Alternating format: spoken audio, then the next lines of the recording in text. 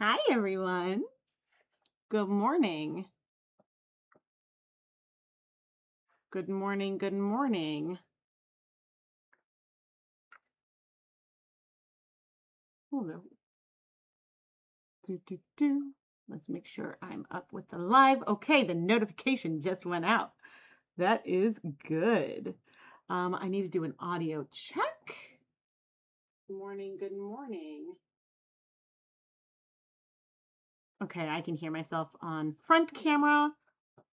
Let's do one more check. Live over there. Oh, I should check without that on. And now I can come back to my face. Audio check. Good morning. Good morning. Okay, I can hear myself on front camera. Let's do one more check. Woohoo!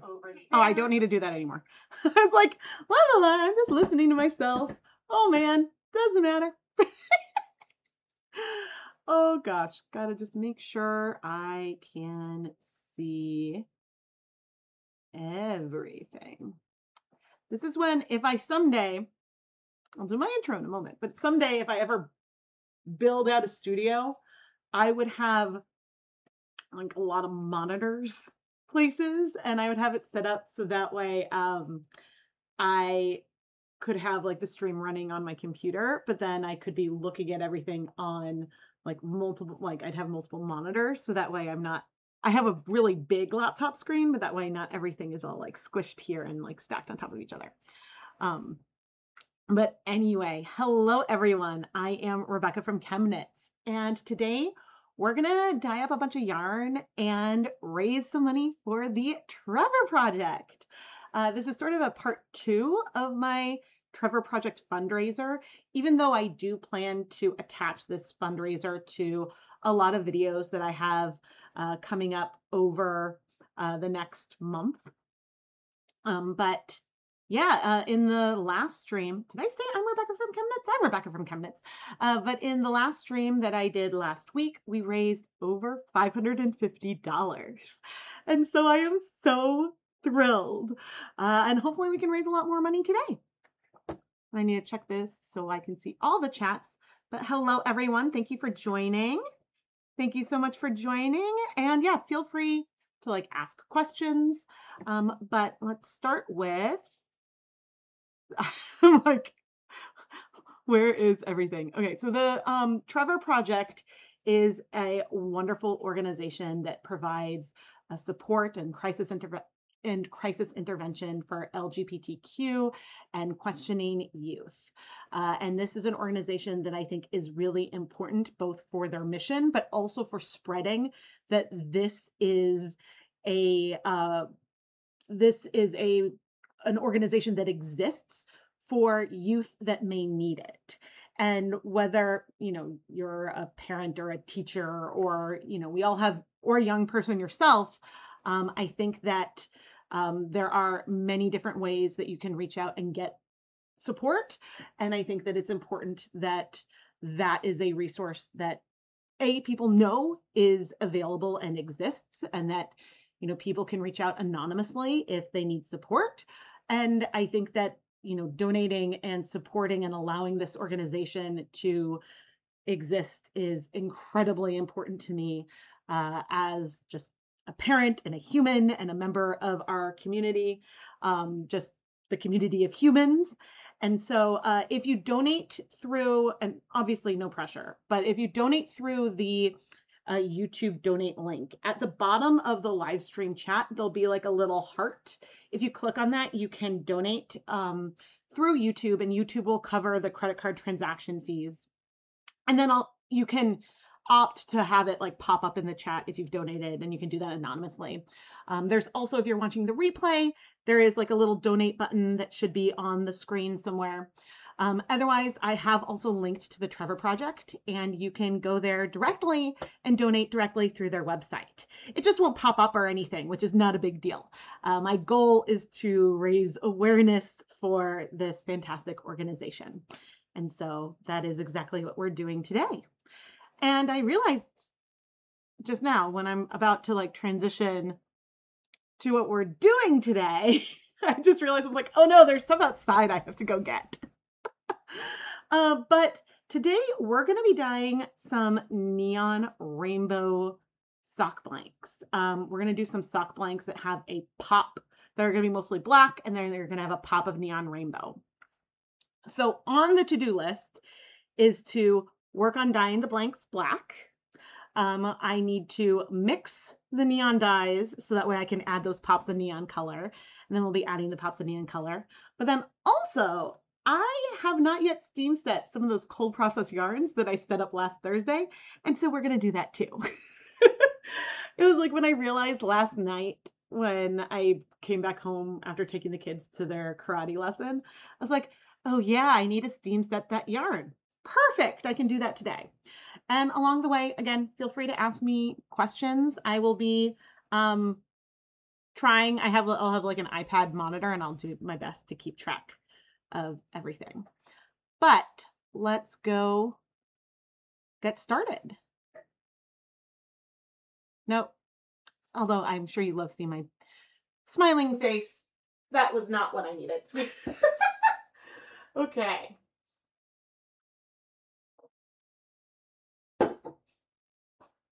Oh, and don't forget to give the video a thumbs up. Oh, but I do need to see the chat on, come on, the iPad, because that's the whole point of having that as a monitor. Now, normally I like to start a little bit earlier when I'm streaming, but my kid had a portfolio share at school today, which was really, really cool. All right, now this is like the cooking show aspect.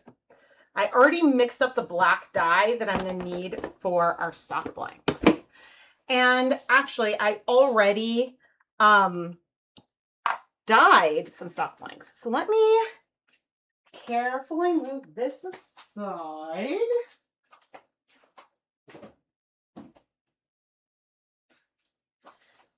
Because before I add resist to more sock blanks, I figured I might show you what we're working with.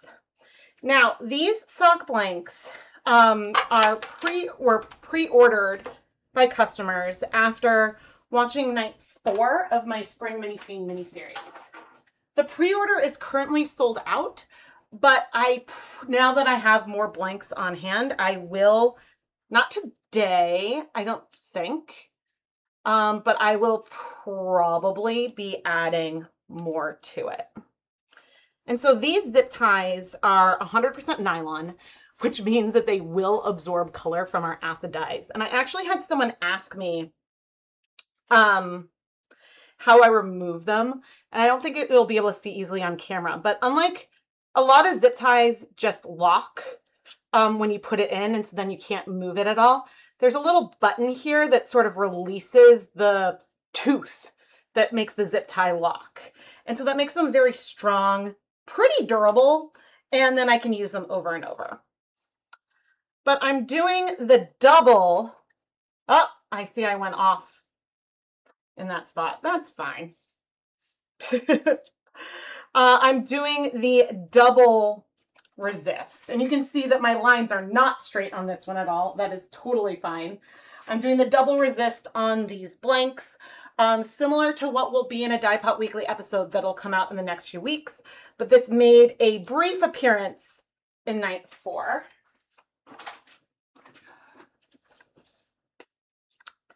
But I feel like I'm gonna it'll probably take me 30 minutes to mix up all the neon dyes. So I think it'll be fine, and we'll be able to, in that time, get some more blanks going. Then I can just pop those zip ties off. And we're gonna be, oh my gosh, I really, well, see, this is why,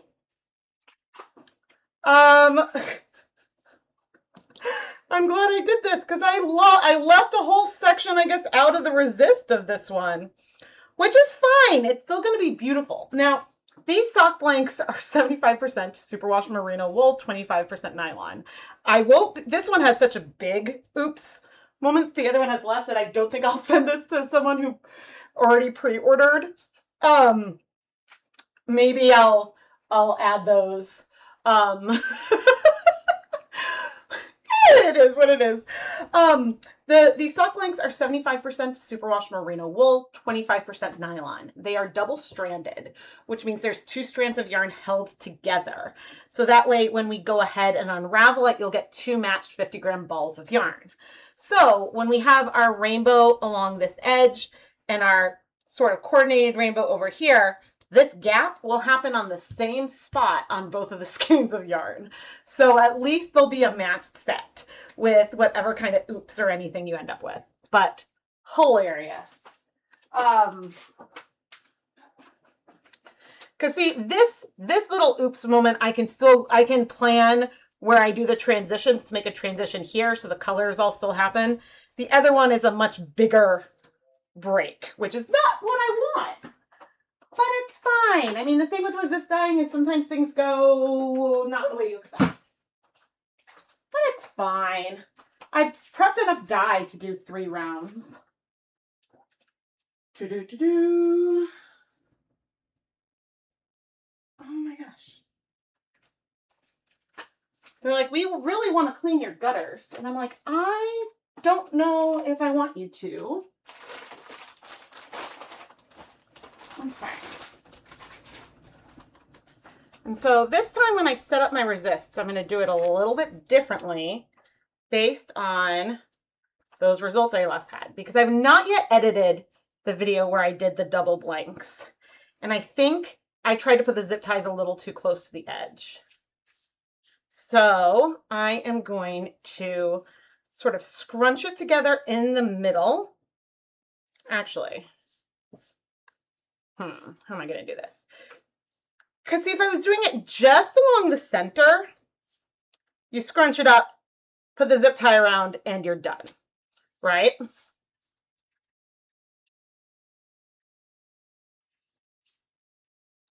And so I think that what I had done when I put the things on is I was trying to not have it be too neat and pleated, but maybe I need to let it be a little bit neat and pleated.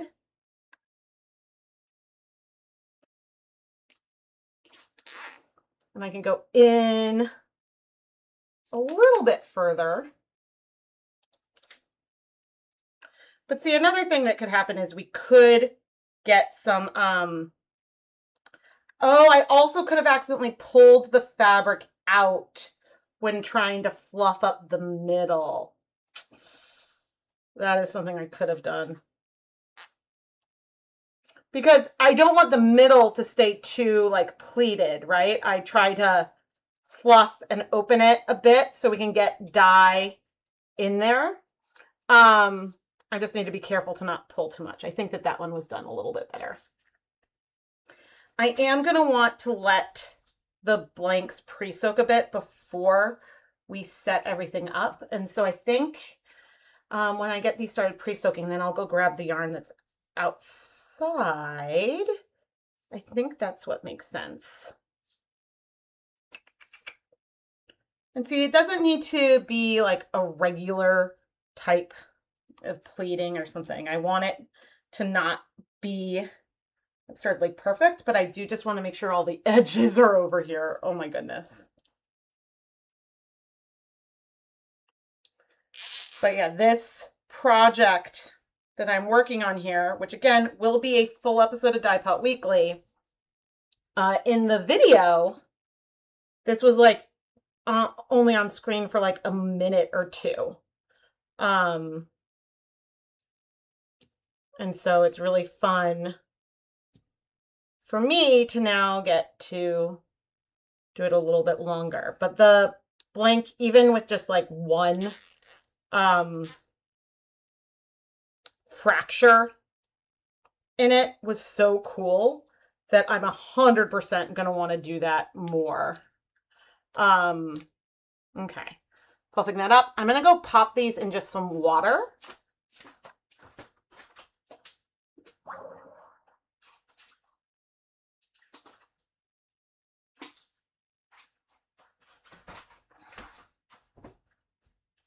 I realized I have to take out the bracelet, I think, that Lucas made me because it's going to get in the way. Oh, man. Okay. And I want to set up a steamer basket.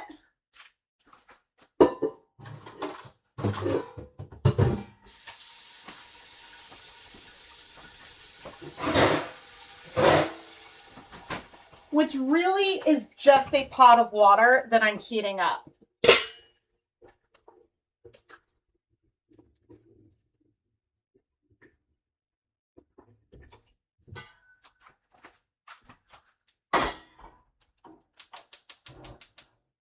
Okay, I'm gonna get that heating. I mean, here's the basket part, but it'll go over boiling water to steam the yarn. And now I have to go back outside to get the yarn. And it's raining.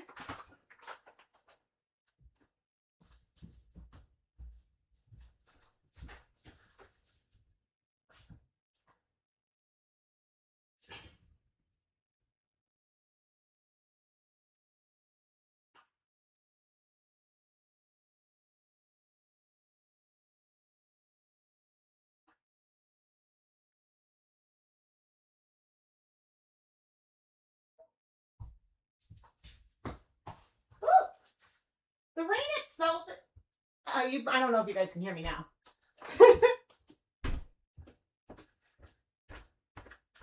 The rain itself is not a big deal. It just, I don't want to get water everywhere.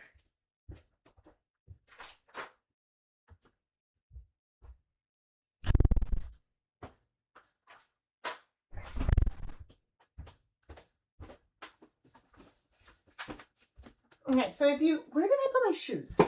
I have inside shoes so I don't break a toe.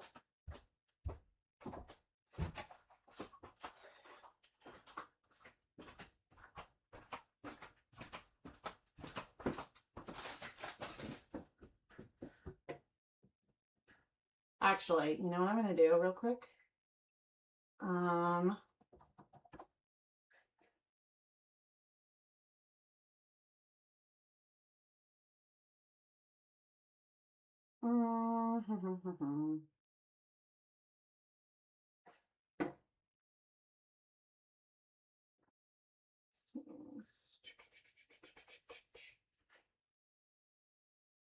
Sold out.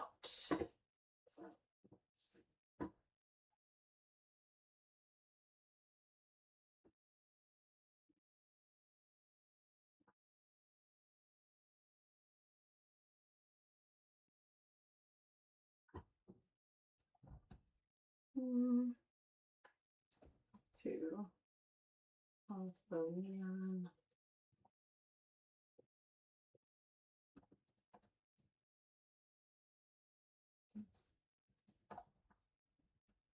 Oops.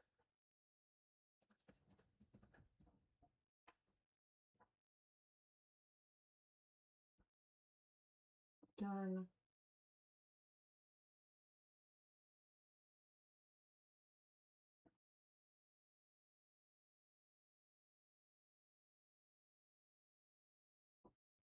One.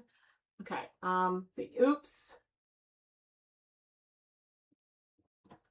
The oops. Let's see. Mostly 2 pops blank has a big break in one of sections and therefore will skip part of the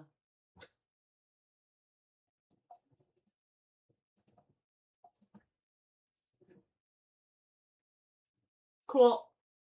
I just actually renewed the blank listing and I added the regular blank. The one with the very short gap is fine. I think the one with the very short gap, again, I can place the color transition so then all the colors are still present. It's just there'll be like a couple rows without it. And there'll still be some like specklies of it. But the other one, it'll be a lot more hidden. So I just called that one an oops. It's fine. What was I doing? Okay, yes, this.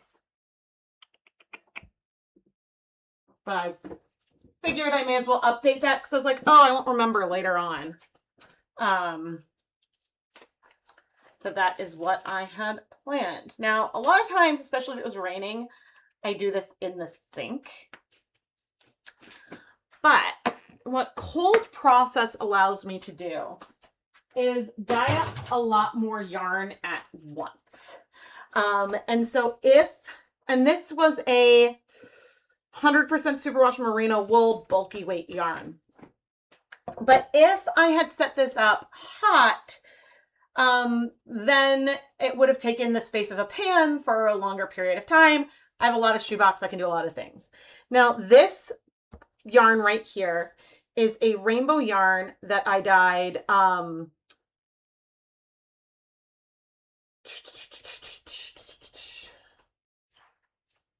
This is a rainbow yarn that I dyed where we mixed our primary colors directly on the yarn.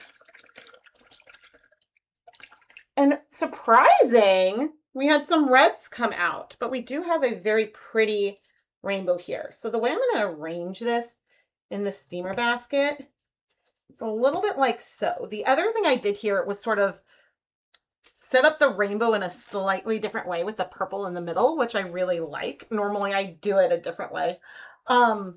We got amazing secondary colors in here. This worked out beautifully. I'm going to go ahead and steam set this for 30 minutes.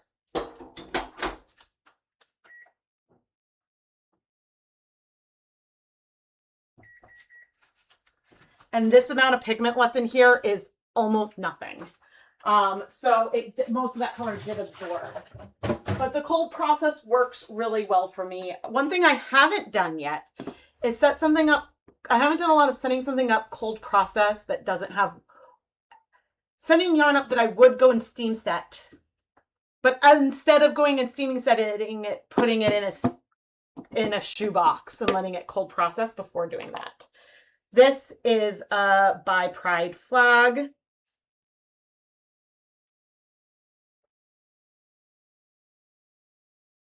What on earth? That we will deal with in a moment.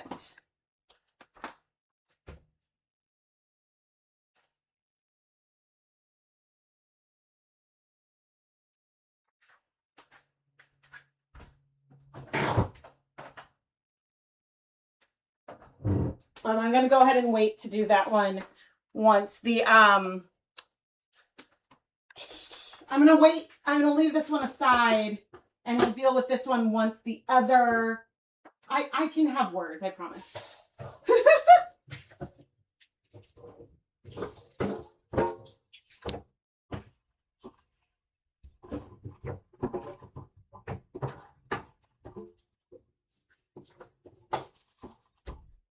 Rinsing off the dirt. Once the steamer basket is free, then that one will go in. That's what I was trying to say. Oh my goodness. Okay. Oh, I need to put the lid on. Oh my gosh.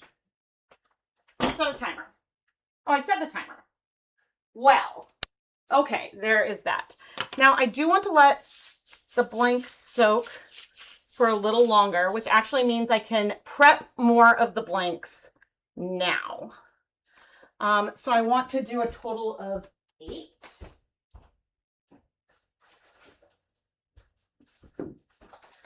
I don't know that I will finish dyeing them all today. I don't know if the amount of neon dye I have will be enough, but so I've prepped 4 blanks, 2, 3, 4. Let's see. Oh, you're not very late. I just started about 20 minutes ago. So the yarn that I just showed that's going into the steamer basket was yarn that I dyed in the last stream. But what I'm doing now is prepping the resist on the yarn. Now, when I'm going to be going into a color like black, I like to start with zip ties that are already super dark. So these zip ties did all start out as white. Oh, maybe it was that it was folded and I didn't notice. Um, the zip ties start off as white and they get more and more and more color as time goes on. Okay, and I'm just putting it on and pulling it tight, trying to make sure that I have all of the ends. Now, I mentioned, I think in night 4, that it would be really fun sometime to do a blank with 3.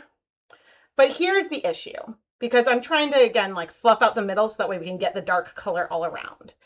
If I were to add a 3rd resist point on here, I think that what would happen, you know, if I added a resist point down, down the middle, and then on each side, we would get a lot more resist within these folds. Think about a tie-dye t-shirt, right? You get the most resist around where you have the rubber bands, but sometimes if it's folded tightly, it doesn't matter whether or not you have a rubber band on that section.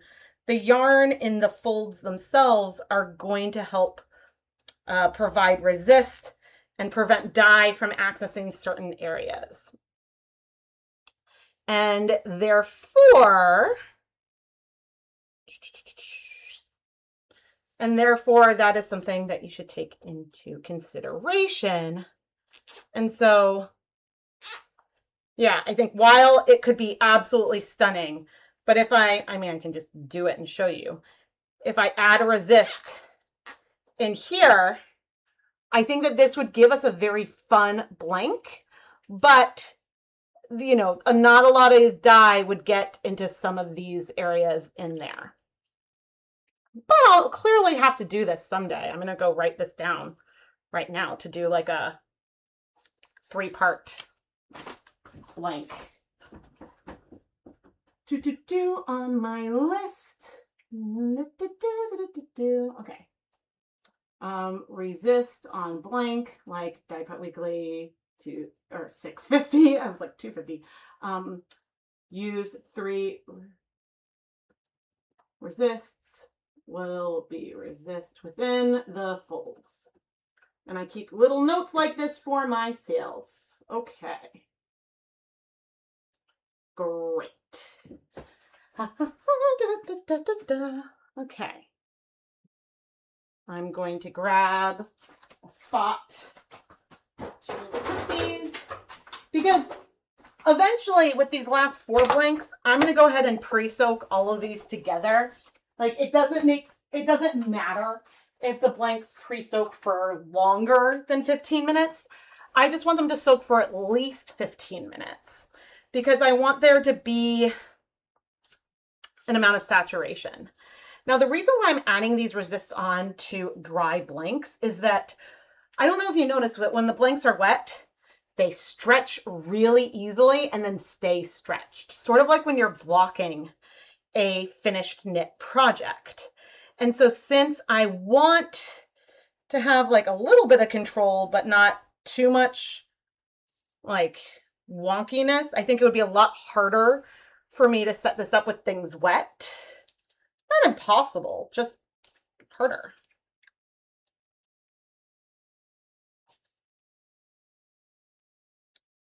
But after I finish prepping these 2 blanks, I will need to do something.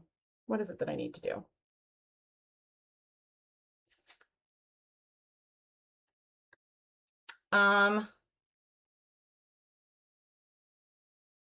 I have thoughts. Oh, I'll need to start mixing up the neon dyes because that I haven't done yet. Now, the good news is that I already have a dye stock of Caribbean blue, and of all these colors, that is the one that is the most of a pain to work with. Just because Caribbean blue, and I always forget this, but when you add water to it, it clumps and becomes like a ball of clay. And so it forms like a great dye stock and is very soluble. It's just really hard to get it to dissolve if it clumps. And so a lot of times if I'm making a dye stock, the thing that I should do is rather than having like 10 grams of dye in a container all at once, I should start with, gosh, like take that 10 grams of dye, divide it into multiple containers, and then proceed, which is something that I very frequently remember to do. Now, black can sometimes be like a little bit tricky to dissolve, but it doesn't clump. It's just, I think the issue that I have with black is I tend to make, although I don't have a dye stock of it right now, but I tend to make big dye stocks of it frequently. And so then, you know, I deal with like needing to dissolve it. So that is just me.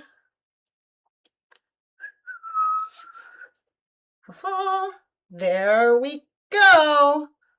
Some nice resists that hopefully will hold. But I have plenty of blanks. I don't think I've done this many blanks all in one colorway before. I'm hesitating because I could be wrong. Oh, but I know what I wanted to do before I started setting up the neon colors. I wanted to dye the other blanks. I'm going to drop my cork. Okay, now today we have some fabulous yarn mops. And I can't tell if you can see in this thing yet because it's not up. Hello from Idaho. Oh, and happy birthday. Happy birthday. Okay, you can kind of see in the pot.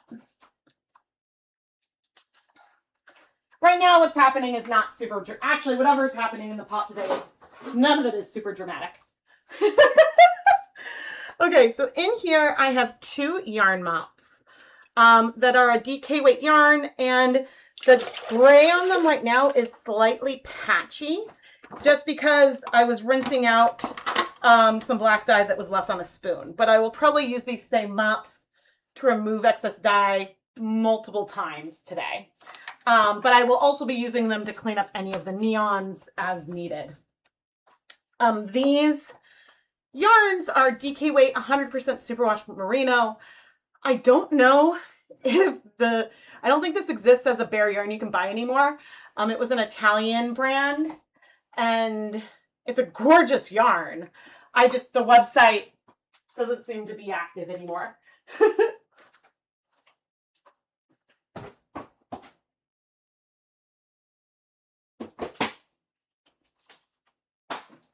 Okay, but this is the dye bath I used for that first round I removed the resists of already. And to it, I am adding, I had 24 cups of water with 6 tablespoons of white vinegar. I'm adding 2 grams of True Black acid dye.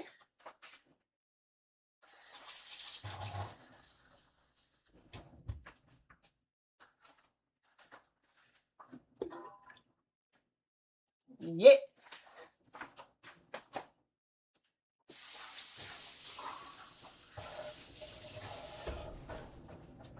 Now the water is still a little warm. We've definitely had some evaporation since the last blanks. I suppose I can stir it. That's not a big deal.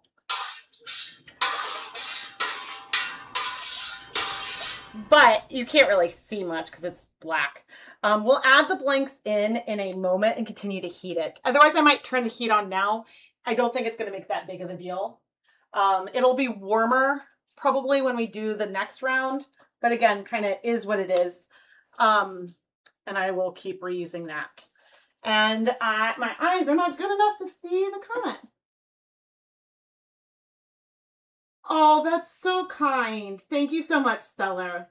If I can play with color and inspire someone to give dyeing yarn a try, that makes me so happy. And if, you know, I like to say sometimes, like, I will take risks with color and yarn so you don't have to. And so, and if that helps, then I love it.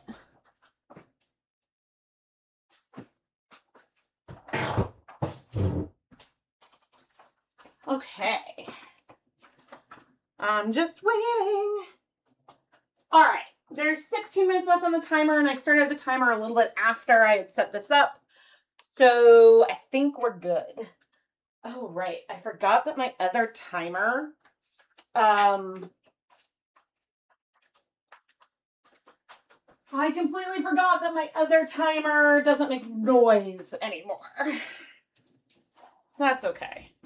Like, if the yarn I'm steam setting is in the steamer basket for longer than 30 minutes, that's not a problem.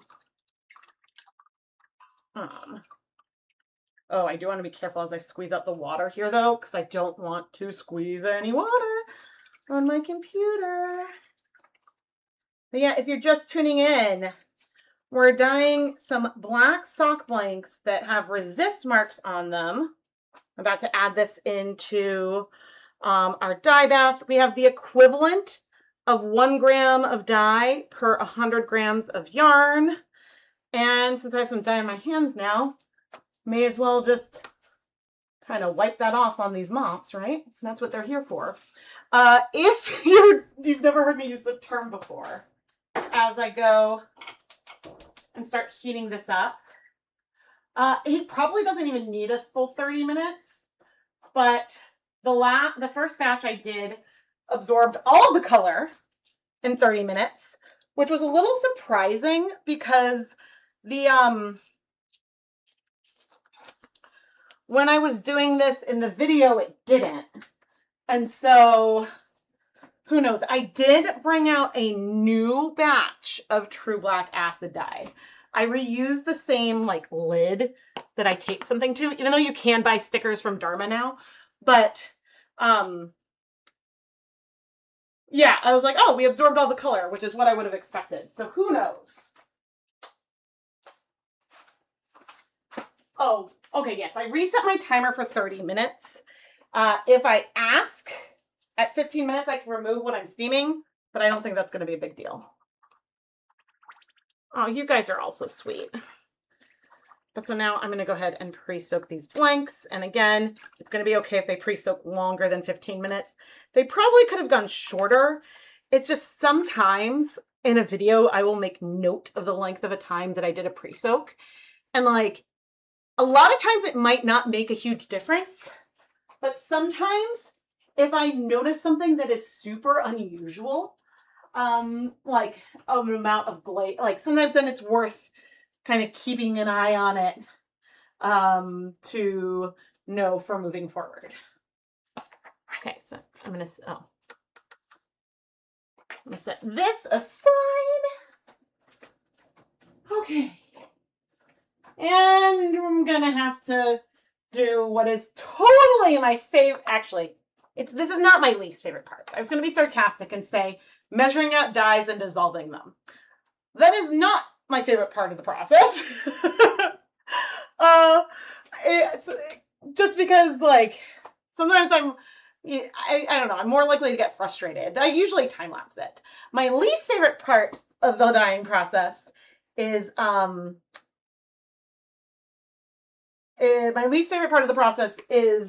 washing the yarn. But I don't mind dissolving dyes and making dye stocks as much when I'm on stream, because then I'm like, oh, I'm feeling productive. And I was like, if I had time this morning between when the kids went to school and I had to go to Lucas's school, then I was like, okay, then I will try to do it. But I didn't have time. Let's see.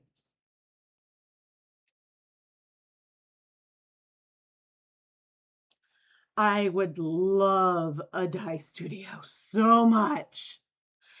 But I guess what I want more is a filming studio. Like Keith and I have talked, like our garage, we probably could turn it into a dye studio, but the way that it currently exists without a substantial remodel, it would not work well as a filming studio. Yeah.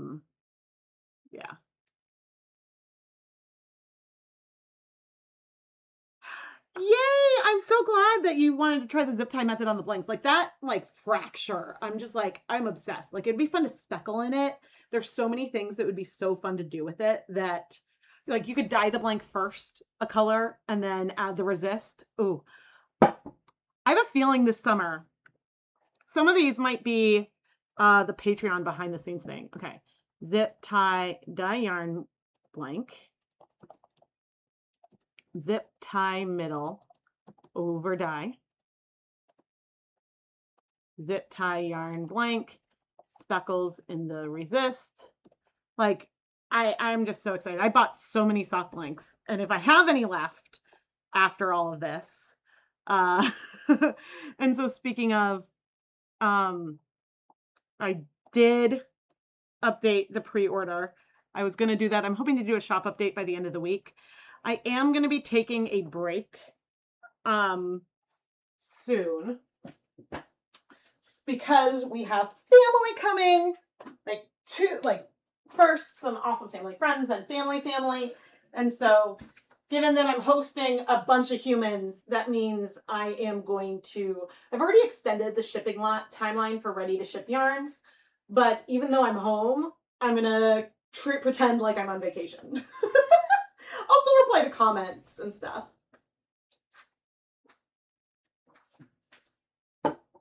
But I need a break.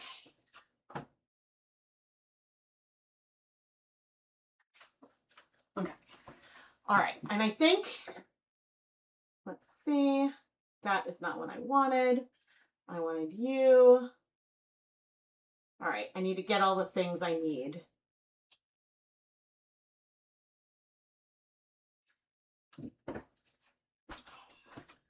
I need to get cups. I need 5 little cups. 2, 3, 4. I can't count.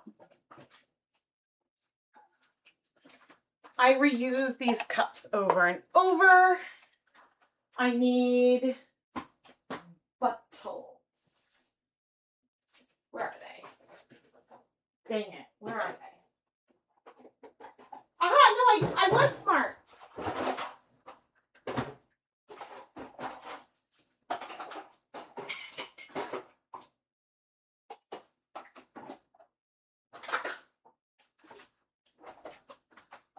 Look at how smart I was. 1, 2, 3, 4, 5, 6. Porque hay solo, oh, no, okay. I was like, why are there only, and I love that my brain, I'm like, ooh, Spanish, yay. Okay, but you know what I want? One of these is wonky. No, it's not one of those lids that's wonky. One of these bottles is wonky. It has like an extended neck. I don't know what happened. Grab a different one. I mean, that's the reason for the yarn mops. Because like sometimes like there can be a lot of bleeding out of these. But I am going to go ahead and put caps on these, even though we'll be using them all very shortly. Anonymous! Oh my gosh, Anonymous, thank you. Thank you. Anonymous, thank you so much for making a $50 donation to the Trevor Project. The Trevor Project is an organization that I am so thankful that exists and that I can support it. If you missed like my intro at the beginning, it's an organization that provides crisis intervention and counseling to LGBTQ and questioning youth.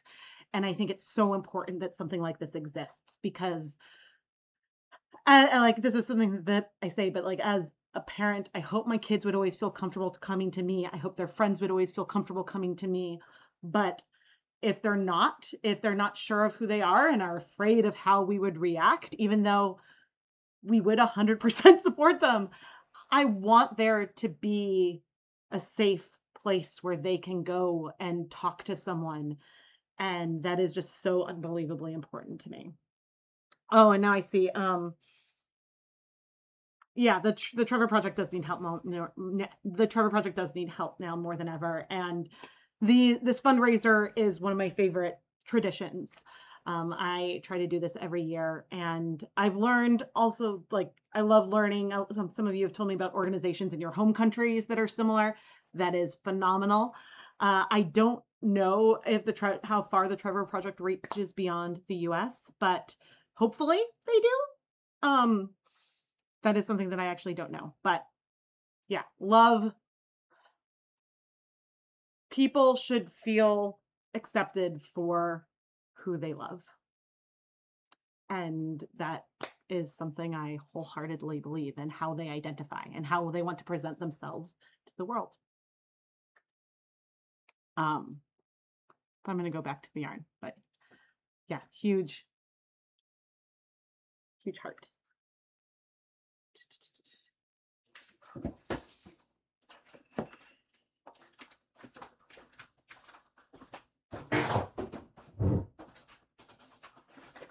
Okay, happy colors. Let's see. You had a dye spill the other day, and you didn't have a oh, I can't see, a mop prepped. Ah! Okay, yeah. Let's actually, while I'm thinking of this, let's just scooch my computer a little further away. if you like, I get emotional when I talk about some things, but if you want to really see me get upset, I'd destroy the computer, and that would be devastating.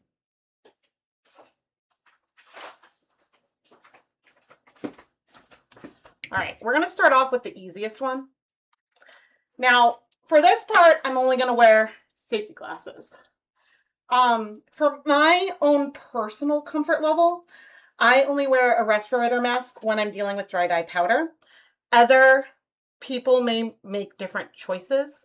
Certainly when you're dealing with particles, I 100% recommend always using some kind of dust mask. But the ones that I use aren't vapor masks. Although I have a new mask that I'm gonna have to like debut and take new pictures of soon because my old one is expiring. And that's making me so sad. And I keep seeing other like sponsored things popping up over the chat, like sponsored text ads, which like on one hand I should be happy about, because you know that ads like help contribute to the ability for me to do everything here. Oh no, that did not actually help that much. There's still a little bit more dye around here, but we can grab that on the mops. That's fine. But then, okay, fine, it went away because then I can't see the chat. All right, so for the Caribbean blue, I measured up 50 milliliters.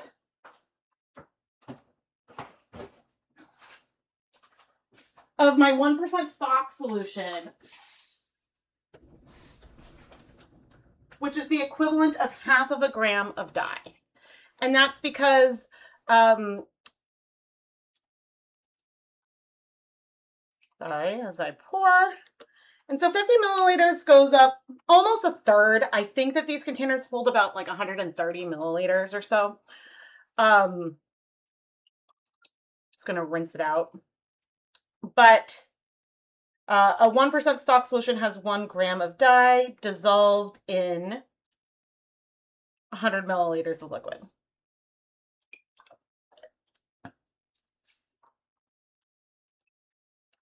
And you know, I over poured. It's fine. Doesn't need to be exact. This is all just about fun and not making a mess, hopefully. And this is what yarn mops are for. Okay, but now I'm going to need to go put on the mask and everything to deal with the other 5 colors. Oh, I need 5 scoops, don't I? Let's see. Yeah, protect the electronics. That is so important. All right, so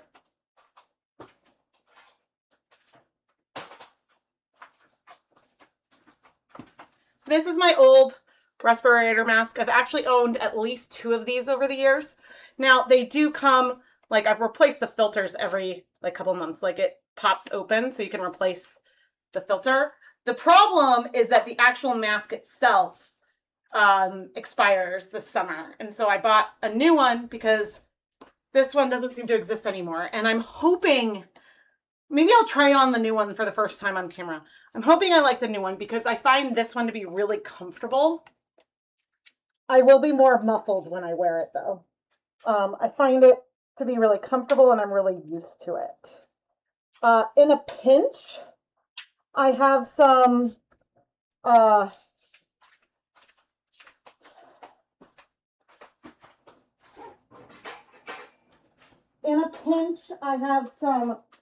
super well-fitting N95 masks that have a rubber edge, so I get and I tighten, you see I tie ties in the here to get a really good seal around it, and so I will use those in a pinch, but yeah. Okay, where did I put my glasses? Rebecca. I swear. What on earth? I'm like, what on earth did I do? Are they in my pocket? I'm like checking my head. Are they under the sock leg? No. And oh my gosh.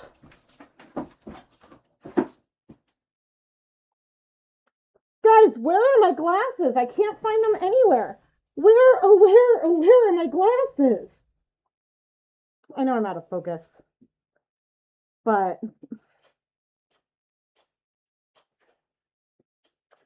now I have to fix the focus.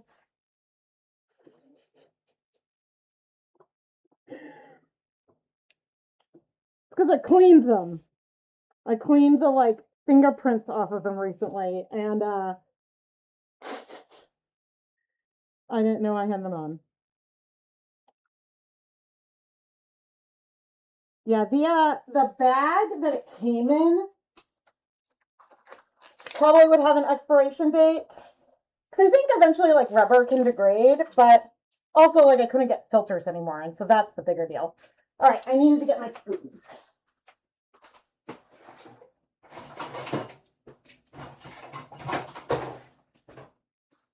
3, 4. Okay, so I have to talk about my spoons actually for a moment. Maybe I should talk about the spoons after I've measured things. That sounds like a better plan. Because I'm like, my spoons, you guys. Oh man, okay. So what I'm going to do is weigh out carefully 1/2 gram of dye of each color. Oh my gosh! Am I running low?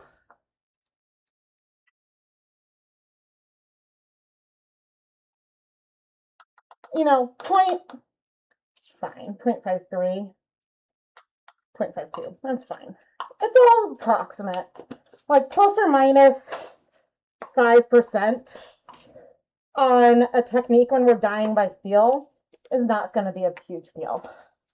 But I keep looking at these and I'm like, oh, these containers look so low. And I use these dyes so much. But 1/2 gram is really not that much powder.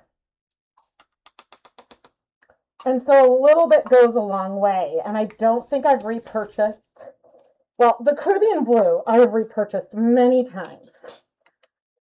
But the rest of the colors I have not. So of all of my yarn dyeing, what I'm doing right now is something that makes me the most nervous. When I have spoons sticking out of containers like this.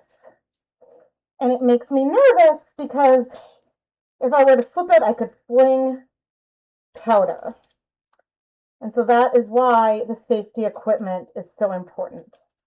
Like, I very rarely, when I clean the floor after, see any specks of dye on the floor. I never, again, super rarely have I, when cleaning the outside of my mask, found any dye there. But the protection is because you want to be safe in the event of any kind of spill or accident. And so it's important to be really, really careful. And I am inside my kitchen. I can't, like, that was like one of the most hilarious things. Like I kept checking, like to see if I stuck like a side of the glasses on my forehead. I was like, did I stick it like inside of my bra a little bit, in my pockets? Like I leave them everywhere. I do have a backup pair, but I do think that the pair I have I really like. I should get a backup of this one, but I have that. I should have that linked in the video description. So I like the weighing part of playing with dyes. Oh, that has glass on it. I forgot to start cleaning up the yarn. I just don't like the dissolving part.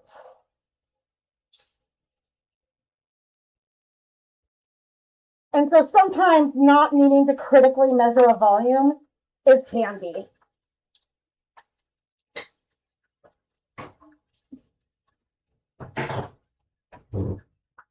I suppose I could do this with my big stock solution bottles and just count on, okay, if I go up the lip, that's about a liter. Instead of using the, like one of these containers to measure the volume. But you know what? It works for me.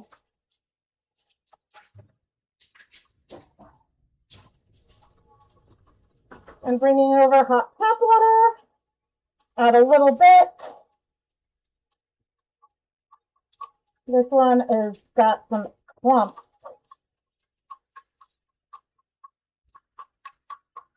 Now, in theory, you should add a little bit of dye to sort of, quote, paste it up to get all that powder wet. But if it's a color that clumps, pasting it up can be a huge pain in the tuchus.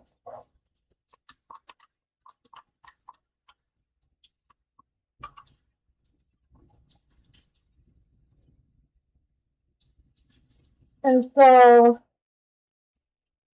I do in general start with less water and then I will increase it more and more because I do try to get as much of that powder wet when I can still easily see the bottom.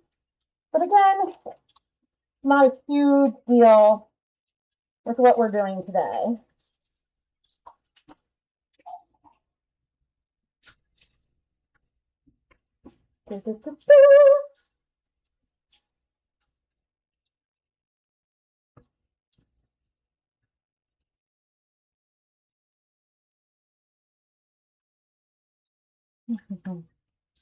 I'm actually, I was like, oh, sometimes I don't want to do this. I'm enjoying it right now.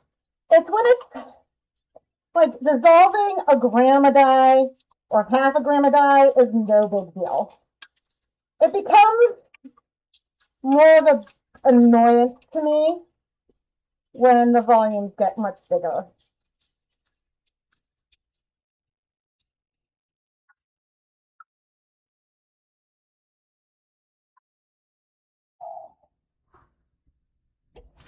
Okay, everything is at least wet. And so I feel okay removing my mask and putting it away. I have one of those like IKEA wire shelves in my kitchen, and I have like a little metal basket off to the side of it, which is where my respirator lives. The dyes all live inside like plastic containers on a shelf. That's where those guys all live. And the, oh, I was going to talk about something that I completely forgot about what I was going to be like, oh, once I have this all measured, then I'll talk about it. Oh, I guess it was about just like, yeah, bottles and things. And so I think that if, like what I'm doing here, and like, I'm going to be rinsing it out and it works well. And I know, okay, I have a half a gram of dye in 130 milliliters of water, and I spilled it. It's not a big deal. It is an approximate concentration that I can use, and there's something fantastic about that. But there are times when it does make more of a big deal. And so if I'm going to go through all the effort of making like a big stock solution, then I'm going to want, here we go. If I'm going through the effort to make a big stock solution, I am going to want to, even though there's some variability after the fact, I've talked about this, how like making your stocks fresh is best for reproducibility. But if I'm wanting to approximate a recipe with a dye stock I've already made, I want to have some confidence there and try to make it in the same way every time. And so that is a consideration for me. And I could use a funnel at this stage, but then I only have one funnel that would be getting wet over and over. So those are considerations that I make. You know, we had a little bit of color left over. That's fine.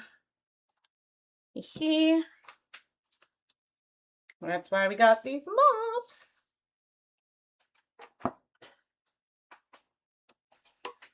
I can take this and kind of pour it on. You can rinse out the cup. You know, these will be going into the dye bath, I guess, at some point, which I suppose some of the color could leak out, but I'm not like mega concerned about it. So therefore, I don't think you need to be mega concerned either.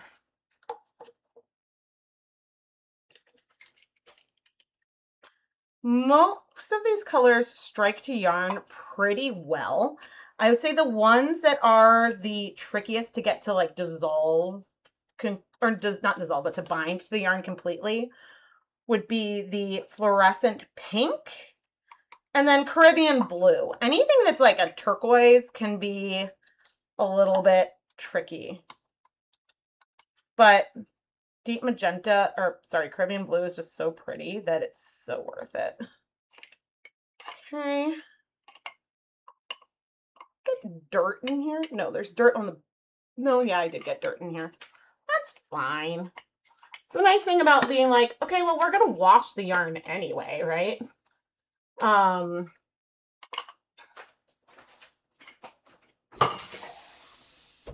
But I'm a big proponent of using secondary containers for liquids, liquid dye stocks. Sometimes I'm bad and they stay like on a container on a shelf in my kitchen. Most of the time they go in a place without light, which I think is actually pretty important. So most of the time they go inside like underneath a sink upstairs.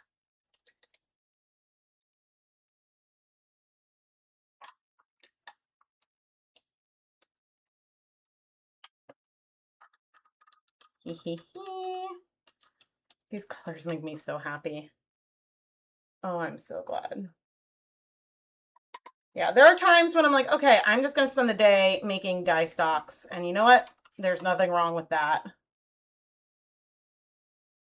Actually, I love it when I have planned what I want to do enough in advance. So that way, the night before a day of dyeing, I will mix the colors I want. Like, there were, for the Dye Pop PS that'll come out next week, but some of you may have seen it already.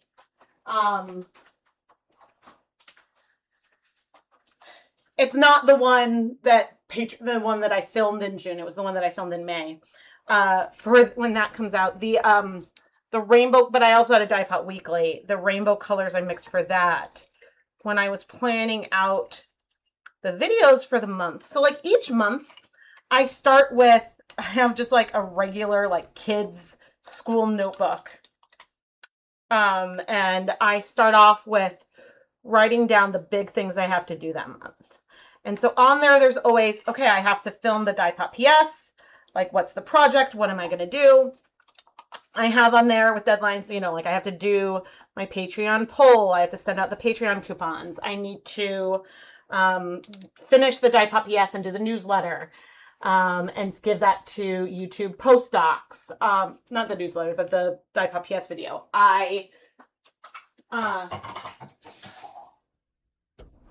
Any episodes of Die Pop Weekly that need to be filmed. Sometimes there's something that I want to film on my schedule. Sometimes I have a sponsored video. Like Alana Wilcox has sponsored a lot of stuff. She is awesome. It's a very synergistic collaboration, I think. Or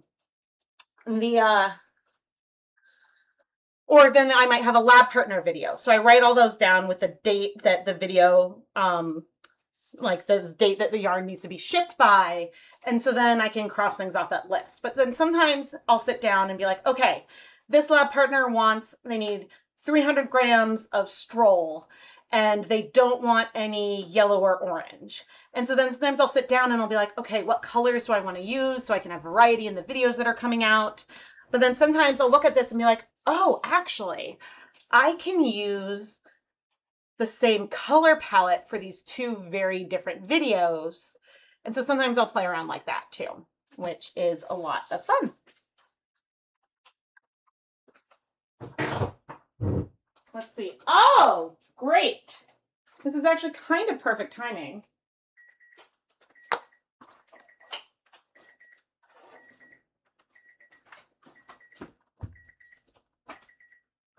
Need to make sure this can be seen. It's mostly on camera. Where are all...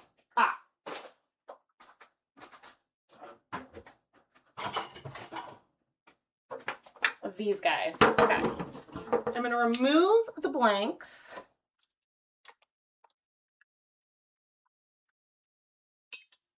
We got some good coverage. I can see a little bit of our resist. But you can see how much like more spread out the blank is now than it was before.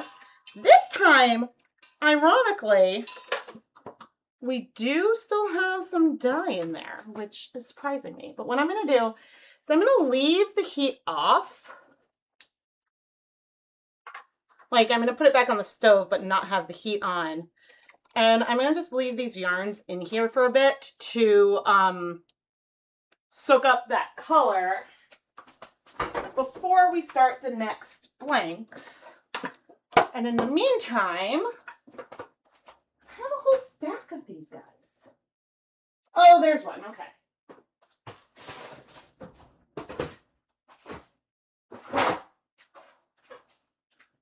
I mean, I have a stack of brand new aluminum pants. This one has been used once or twice already, but I was like, what on earth is happening? But now,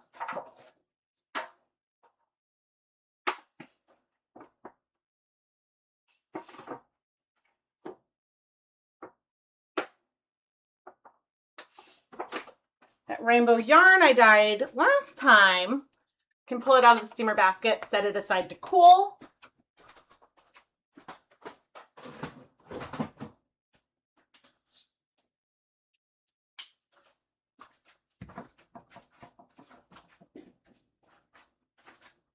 And I can bring over this guy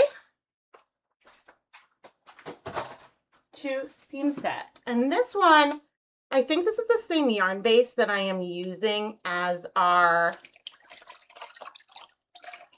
See, this time there's no color coming out. Oh, this is so pretty. This is the same yarn base that I'm using for our yarn mops today. I don't know if that's the end of that yarn for me or if I have more, but I'm popping it in the steamer basket. Gonna steam set that for 30 minutes at least. Okay, and these will need to be washed. But I can use them to hold everything else that needs to be washed.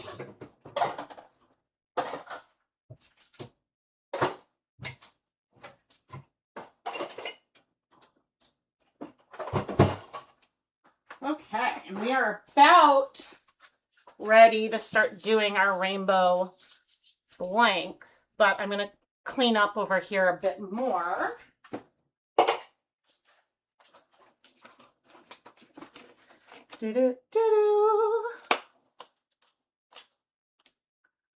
I am so excited. Finally do the rainbow. I was like, we've only been streaming for about an hour.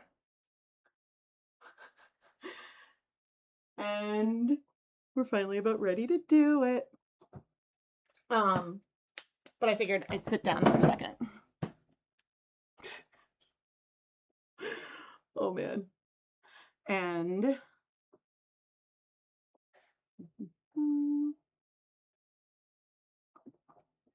just get a drink.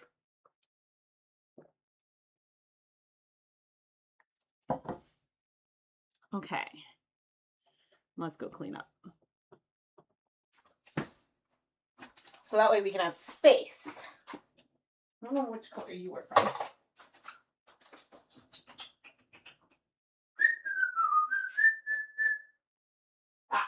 It's like, where is my thing?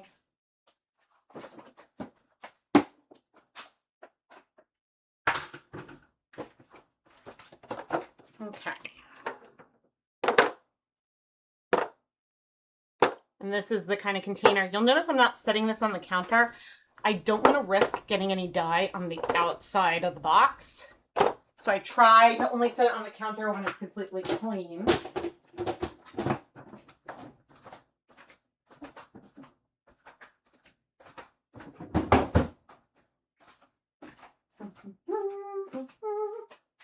Okay, and I can arrange these bottles in a rainbow order. That is just water.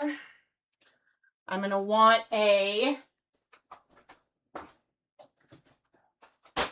little pipette so that way I can add vinegar on top of the fracture sections. Oh, I'm going to want to remove the yarn mops before we jump in. Oh, bummer, but I can at least set everything up.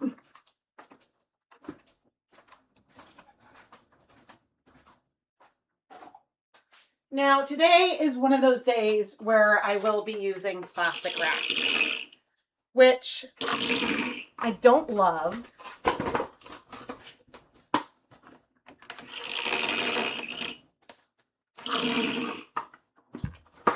And I'm hoping I have enough. I may need to steal my kitchen one. It's a bit of a bummer because I think I buy nicer plastic wrap for the kitchen. No, I don't. I have, oh yeah, I guess I have brand name cling wrap or whatever, but it's fine. It's fine. I use, the width is kind of wide enough for a blank, but to give some more space for the edges, I do it this way. And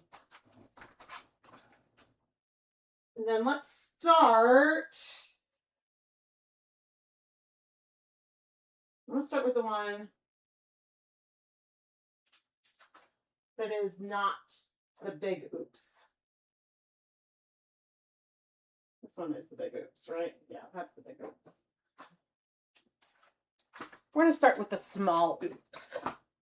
But you can see like now, like right now, this is like seems so much longer than the blanks felt before. But what I try to do so that way they fit on the counter well is spread them out like this. And you can see that like my resist lines, you know, there's an imperfection to it, but you know what? That's part of the fun. And so I did lose, like there's a section here where I lost it, but it is fine.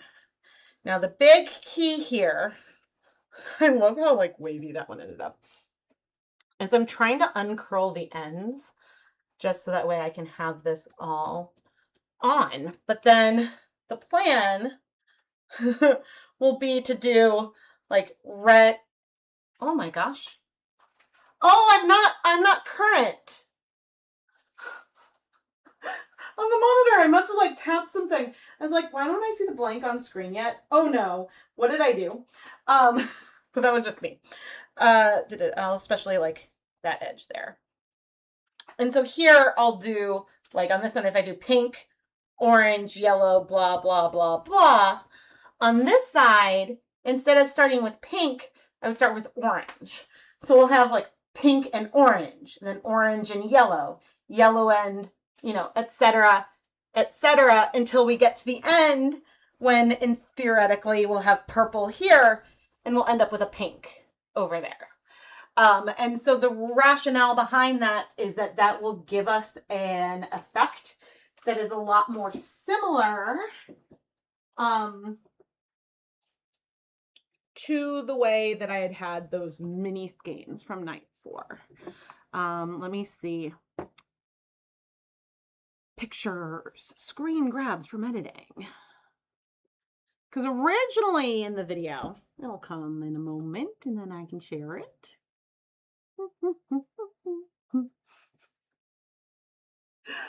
Okay. Well, this is what we're creating today. Which I should have shown you sooner. Where is my, transform to screen, then I can make it smaller. So this is our goal, the end product. And you can see how the rainbows are not perfectly staggered. Like there's a section on that bottom blank where I guess actually the purple maybe lines up with the orange a little bit in the way that it dried, because also when the blanks are wet and are spread out and stretched, they're gonna, as they dry, they'll snap back a little differently. So it's staggered. There could be a row in there. We could end up with a row like here where we have yellow in both of the sections. But that is going to be more similar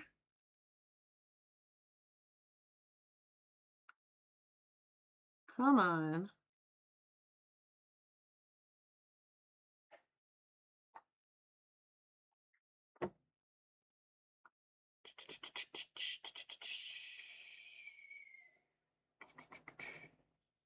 That's going to be more similar to that collection of mini skeins I have up there, which was, as I shake everything, which was the original goal and plan. Having the 2 resist is way more similar than when I had just the 1 resist down the center of the blank. And so I think that all the yarn ends up being so unbelievably cool. I think I have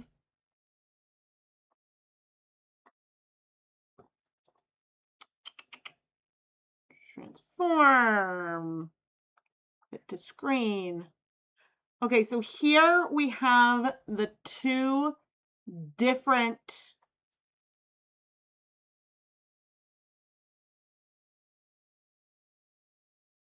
blanks. I honestly can't tell. Where is that other picture?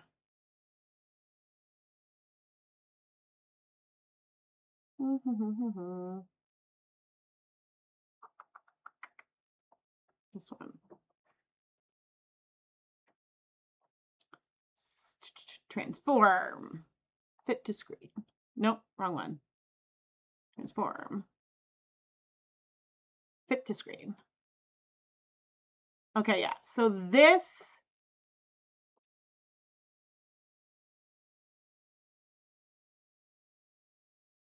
okay, fine. No, I'll just hide that one. I accidentally made this one bigger again. Okay, so the unraveled blank on top was with the single fracture. The one, and so the one that's on top, more on the right above my head. Okay, up there. That's the one that had the single fracture. The one directly above my head right there, that's the one that's the double. So you still feel a rainbow gradient. There's still a gradient, there's still a progression. It's just that things are going to be a little bit more blended. And we still have a lot of black. There's just a lot more color overall when we had the 2 pops, but still overall a lot of black. And so, yeah, that is what we will be creating. I'm just waiting on my yarn mops. And actually, while I'm here, let me fix this camera a little bit.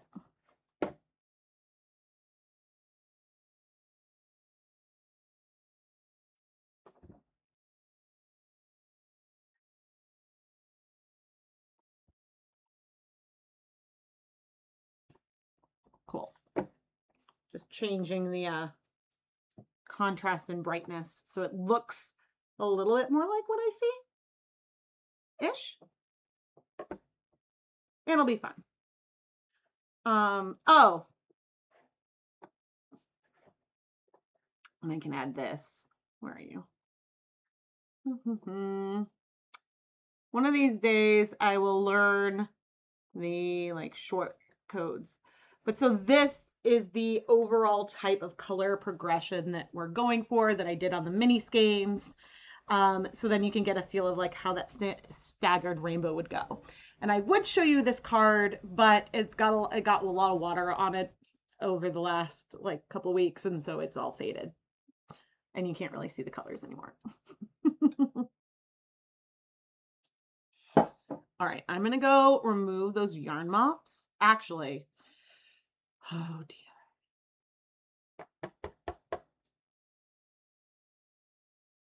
Okay, this is what we're gonna do. It's like you could see my brain move sometimes. Okay, I was gonna do that off camera, but instead,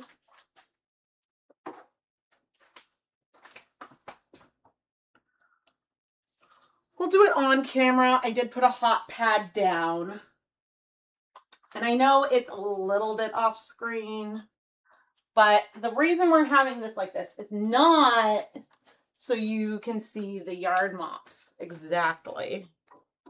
So I can dye our next blanks.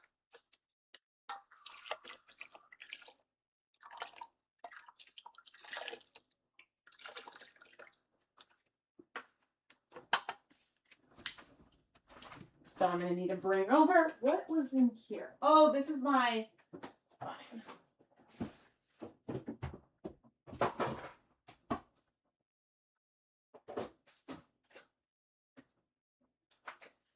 Okay, I'm bringing over, once again, 2 grams of true black dye. We will be rinsing this out.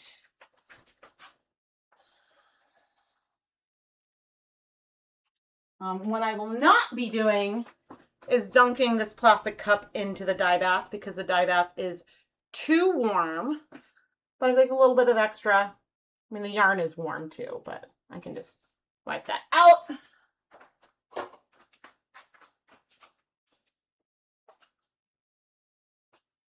I'm going to squeeze out most of the water from 2 blanks.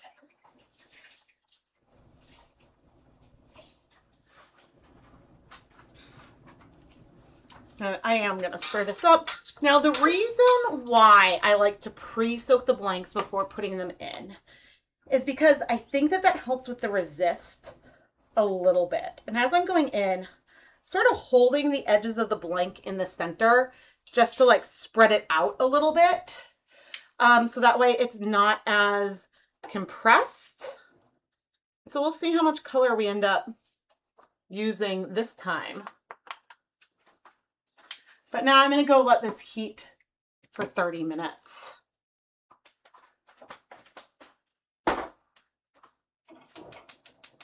Okay, and there are 15 minutes on my timer, if anyone is curious. And I'm going to rinse this off because I'm going to want it to remove that bright colored yarn, and I would be sad if I accidentally got black on it.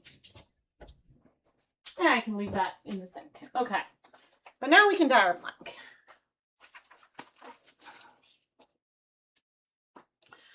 Which means I'm going to decap all of these squeeze bottles. Now these squeeze bottles came from a tulip tie-dye kit. These are probably, a lot of them could even be 10 years old. Oh no. But I do like them. Okay. Where is about the halfway point? It's approximate.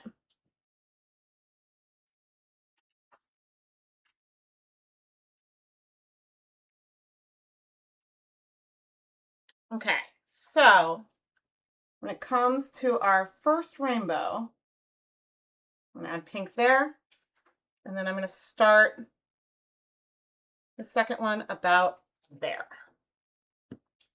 And we will, I guess, move on and continue from that. And so sometimes the colors might be bigger, depending on just like how much I actually add. And I am bringing some of that yellow into that area in the middle.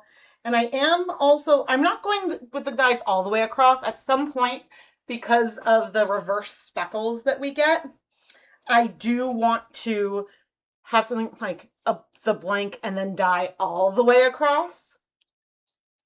That is something 100% I want to do.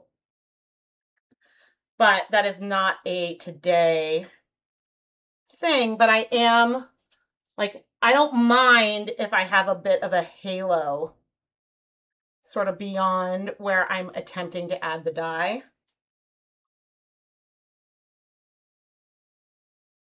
Like, I think that that is something that is fun and beautiful. And you can see, okay, maybe that blue went a little too far. The purple will be a little bit shorter here. The purple and the pink are so unbelievably similar that it's not a big deal. Okay, and so then now this time, our orange is going to start approximately there. And approximately there. Uh-oh.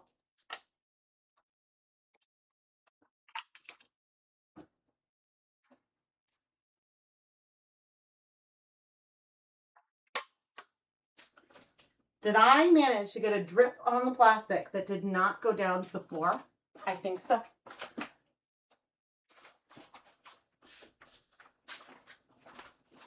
I think that I lucked out. There's dirt on my floor, but no orange dye. Woohoo! Okay. And so see that yellow? Like what if I'm looking over here, I'm like, okay, that orange is a little big. And you know, things may not line up perfectly, but that is okay.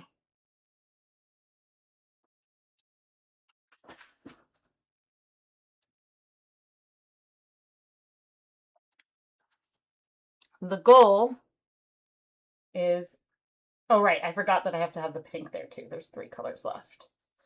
I was like, oh man, I need to make that big. So at this point, I am no longer looking at the color on the side closest to me.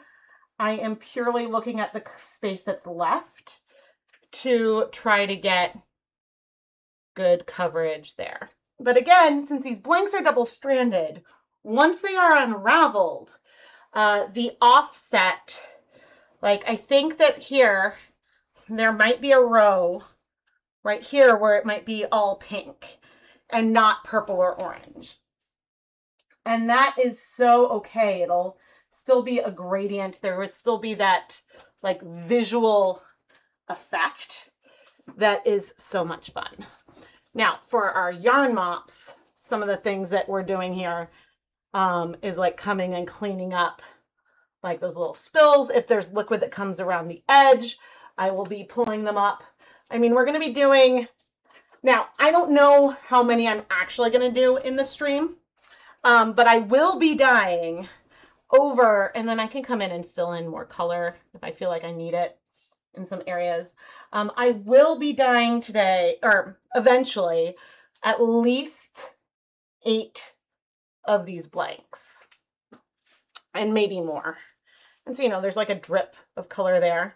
Can clean that up. We can always add neon color onto those in the end. These I don't want to knock over, so I'm popping them back And then I'm going to come with this little Pasteur pipette, and I'm just adding some vinegar onto this fissure. Now it should have got, and like as we move the yarn and squeeze things out, we likely got acid in here. This is just something I like to do as a precaution, especially because a lot of these colors are known fleeters. Okay.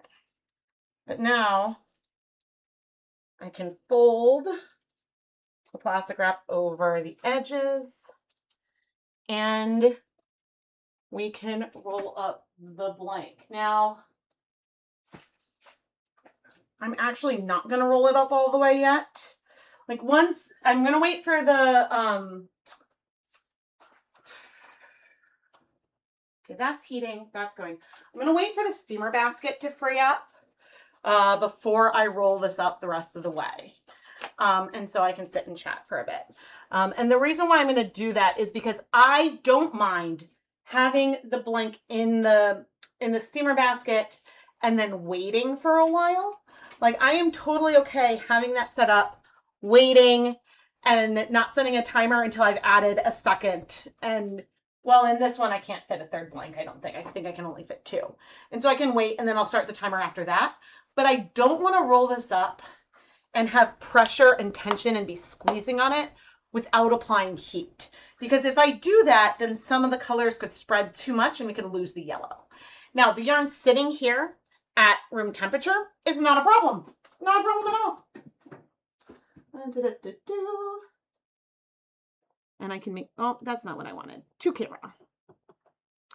Now, see, if I have a studio someday, one of the things, and so then I have like a stream set up, there are really cool, like other streamer stuff, there's these like stream boxes that you can have that have buttons on them that are programmed to do different things. So I could have a button and I could label it with whatever I wanted, but I could have a button that when I press goes from camera A to camera B to the to camera. And then I just have to press the button. I don't have to go and like look through like my list of scenes on OBS and manually pick it. I could have a button for when for when I need to take a break, which is usually like if I have to go powder my nose or something, right? Sorry, I feel so silly.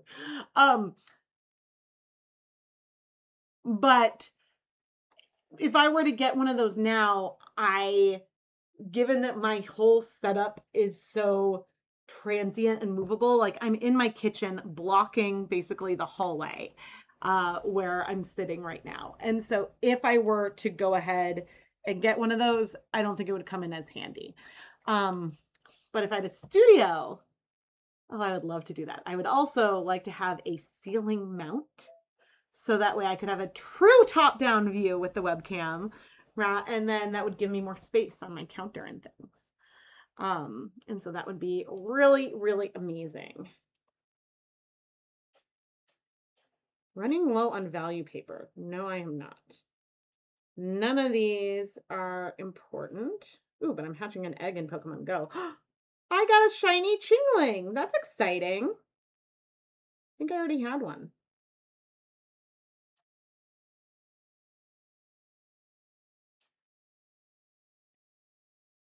Yeah, I did. That's okay. Shinies are still exciting. I don't know why I am doing that. Okay.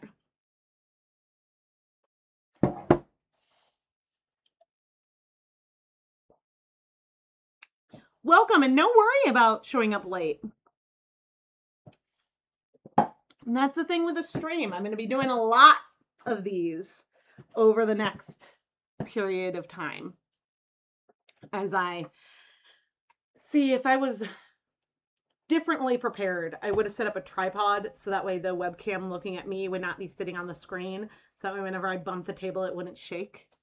Whenever I realized that my camera was shaking, then I always get so frustrated. Oh, but yeah, I don't know, it's just so fun. And I that is not what I needed. This is what I needed.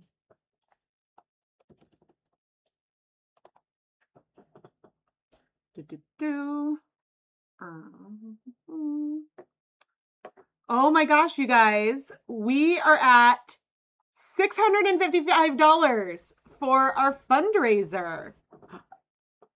That means we've raised $100 today. Thank you guys so much for donating to the Trevor Project. I can talk, I promise.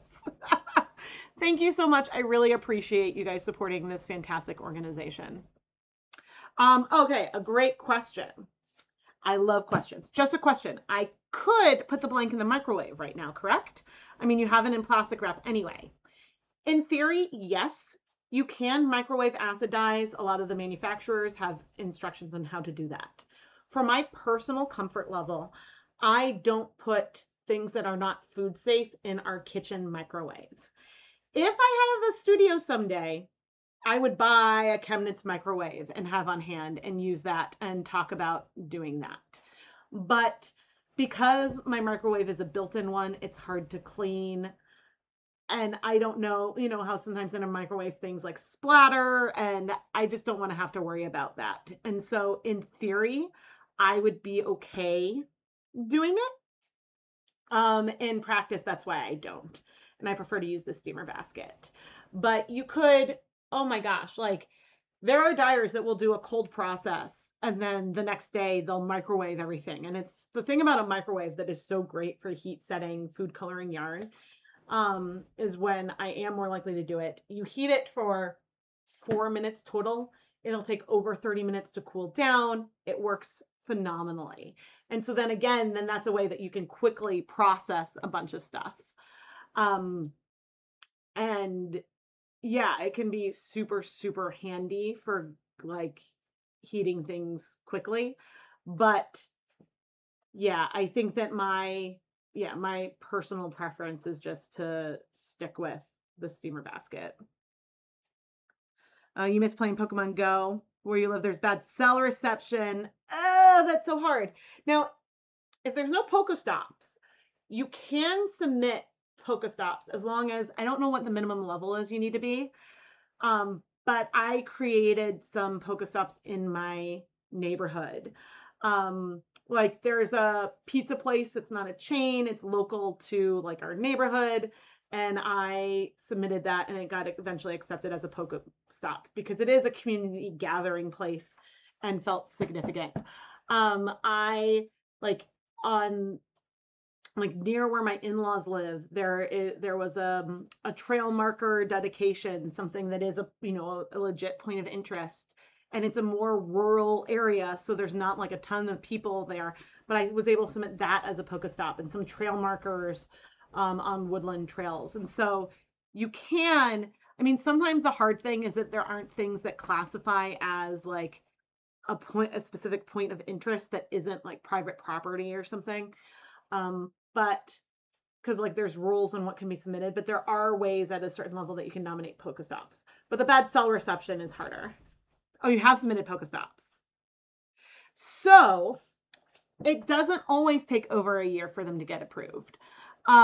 If you go through the process of because I go through phases, especially if I'm bored, where I'll go through and I'll look at Pokestop nominations.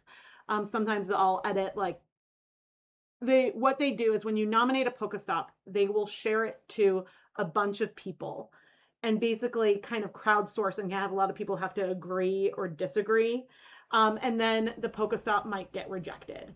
If you go and you've spent enough time reviewing things, then you earn like a boost. And so then if you've spent a lot of time reviewing other Pokestops, and a Pokestop you nominated will get bumped up the queue and looked at faster. And so, yeah. If they don't get denied, which sometimes they do. I mean, I've had some of mine denied.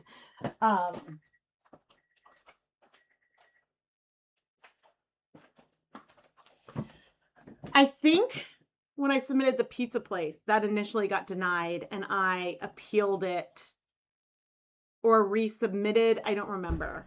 but I was able to get it like approved, which was exciting. Um, but I have not submitted any Pokestops in a while, and I kind of have a quest where I'm supposed to, because I was at GoFest in Chicago. Sorry, I can stop talking about Pokemon in a minute. And there was like a Wayfarer like booth, and so then just by showing up, there's a quest. But I think the rewards are, I mean, the completionist in me wants to finish it, but I don't know of a good spot near me that I can submit. There's like nothing near my dad. There was a mosaic in the street, but it was like half broken of sea glass in the street. I tried to submit that and that didn't work, which was a bummer because there's not a lot of things over there. Oh man. Wait, did the timer just go off and I go turn it off and then come back and sit down? You guys, I get so distracted. That is exactly what happened. Oh, here, they're in the bucket. I was like, la la la, I'm so happy sitting and talking, which I am.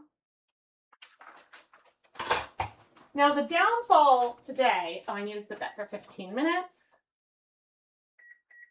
The downfall of me today is that I have the smaller pot as the steamer basket moving forward, and my bigger pot to dye the blanks, which is fine for now, but eventually I'll have two steamer baskets going. Here is our beautiful By Pride flag inspired colorway, which I typically don't list, even though the like love and intent is in the yarn. I typically don't list yarn with any tags specifically for Pride or anything, just because I prefer to leave those kinds of tags and things for the creators who like identify like as with the symbols and stuff. So I just try to be respectful.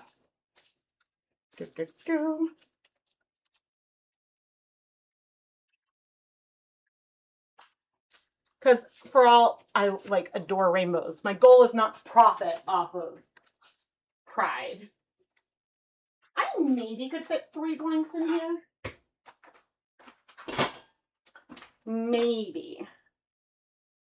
Okay, before, I'm not even setting a timer for that because I will be adding another blank in there.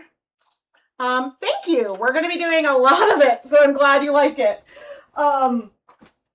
Okay, I am going to go on a brief break, and it's just related to something I mentioned earlier. So I'll be back in a minute.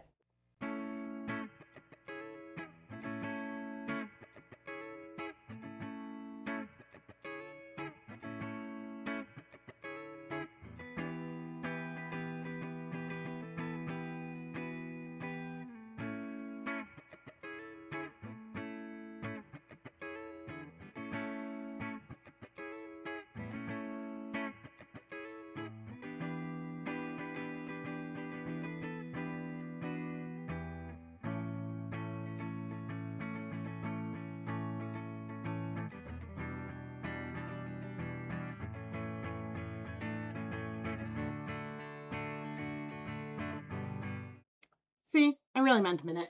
That was really, really fast. Yeah, the lack of community can also make it hard to play Pokemon Go, for sure. Like, it's so much fun when you... Oh, I didn't need to put the glove on to do the class wrap. It's so much fun when you can be around a ton of people. Like, they had... For, like, at the end of last summer, they had an in-person event, like an informal in-person event. It was, like, official. Like, I got a pin for just going, but it was... it wasn't something as big as like GoFest or something, but it was, they did an event at Faneuil Hall in Boston, And it was amazing to play with that many people.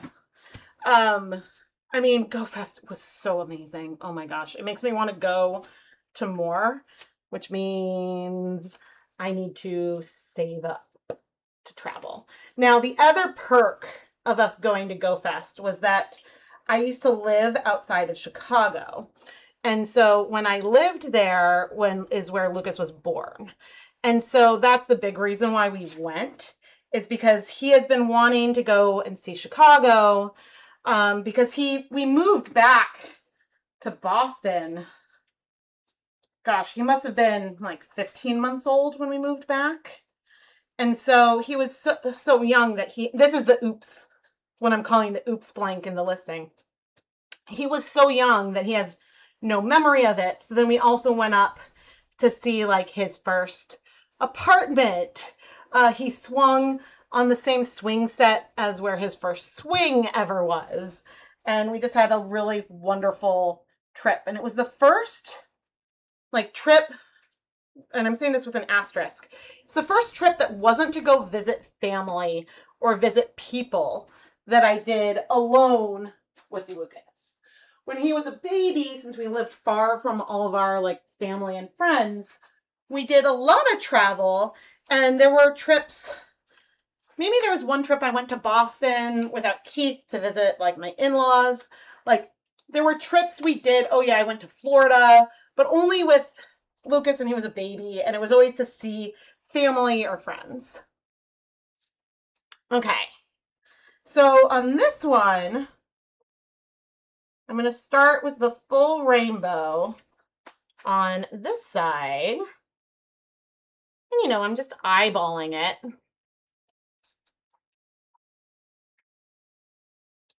And then I'll figure out the stagger.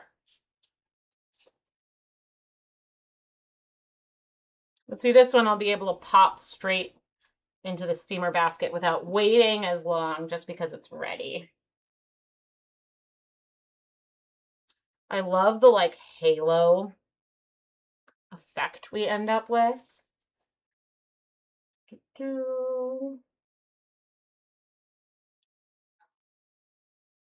And you'll notice that I'm not necessarily patting the yarn to work things through.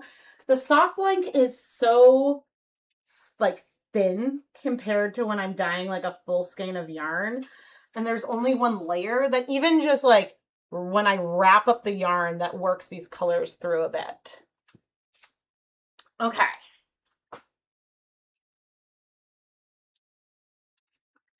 We are going to let's start the orange here.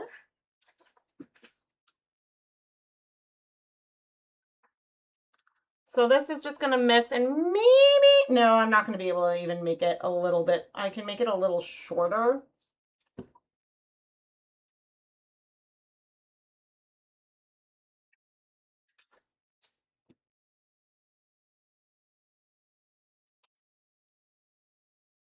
Oh, I forgot I was going to try. Well, is what it is. Okay. The purple will just be big. So at least there'll be some reverse speckles with some of that color. We'll do the pink there.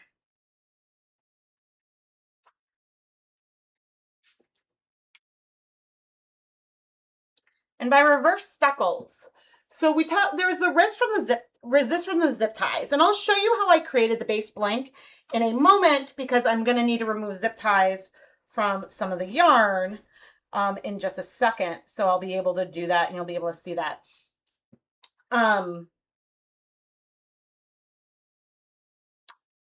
But just like there's the resist from the zip tie that prevented some of the yarn or some of the dye from accessing some of the yarn, we have resist from the stitches themselves. And so if I were to have just dyed this blank black with nothing else, when you unravel it, there would be tiny little specks of white running throughout the blank.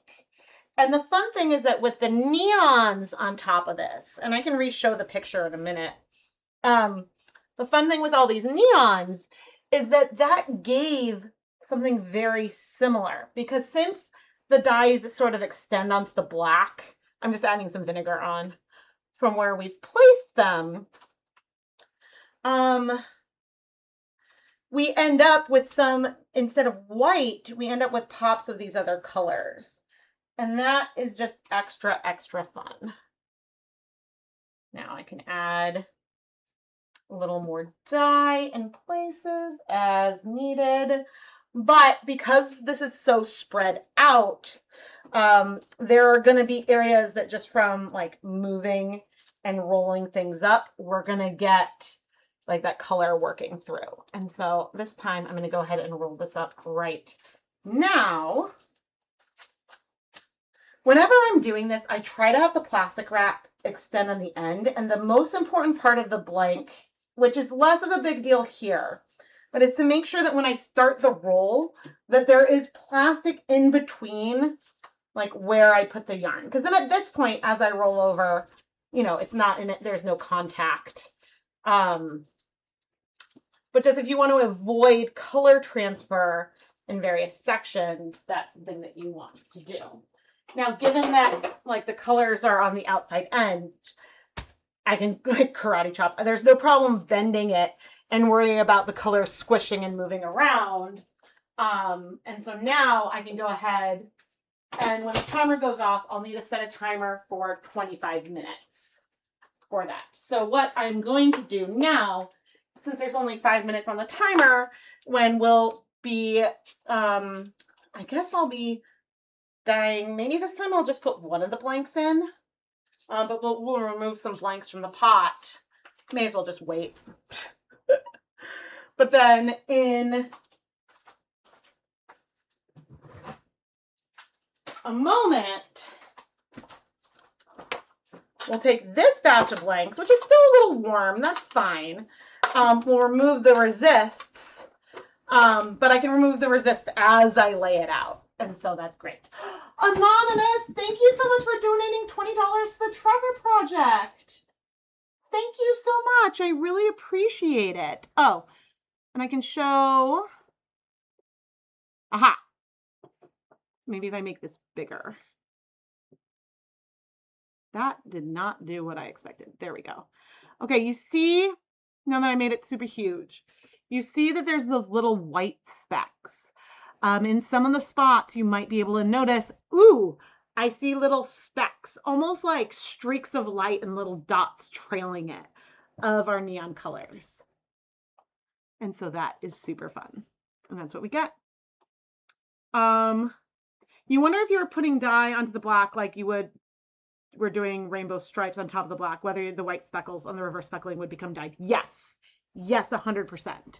And this was something, I wonder if I have a picture.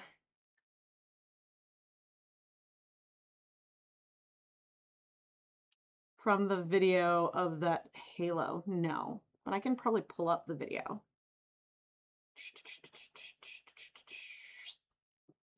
YouTube. Let's go to me.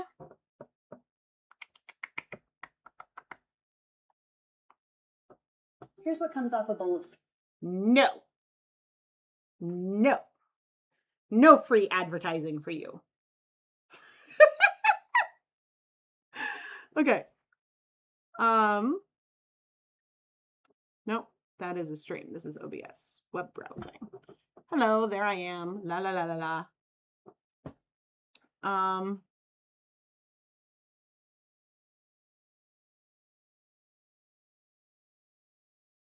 Okay, here. So you can kind of, but when the oh man, I went too far. Okay, but when I first turn on that black light, you see this burst there. So at first, before the camera has a chance to adjust, right? You really, I was like, I'm watching on the wrong thing. But before it has a chance to adjust, you see the fluorescence on the side.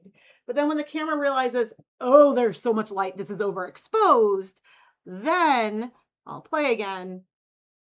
then that light around the outside becomes less bright, right? And so that's when I was like, oh, well, that's fun. You can kind of see more with the fluorescence than you can when the black light is off. Because when the black light is off, and then again, the camera adjusts, like you can kind of see a little bit, but not in the same kind of way. Like maybe, especially around the orange, like, okay, I can see some orange on top of the black a little bit. But then, do I have myself spreading it out? Yes. Huh? That's not where I wanted to be. Okay. But here I am showing off some of those white speckles that happen. So you see them when you spread out the yarn. And that's because, especially when the yarn is wet, like the more it sort of spreads, that more tension you get there. And so some people don't like those reverse speckles, but the way I am is when you're doing a certain kind of technique, doing something like that allows you, and you see those spots even in the neon section, but then over here, okay, it's blurry, but you can see those white reverse speckles, but also the pink reverse speckles. And so in the oops yarn in that section, you'll still get some of that color coming through in the reverse speckles, theoretically. And so that is sort of what I'm aiming to do. But blanks are fun. Aha. Okay. Where OBS? I need this. There. I was like, where am I? What am I doing?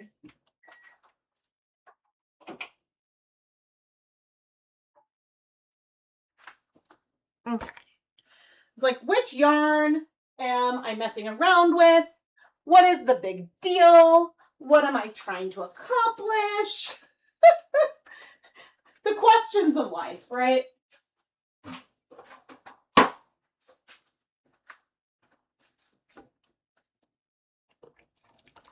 Oh, but no, it looks like most of the color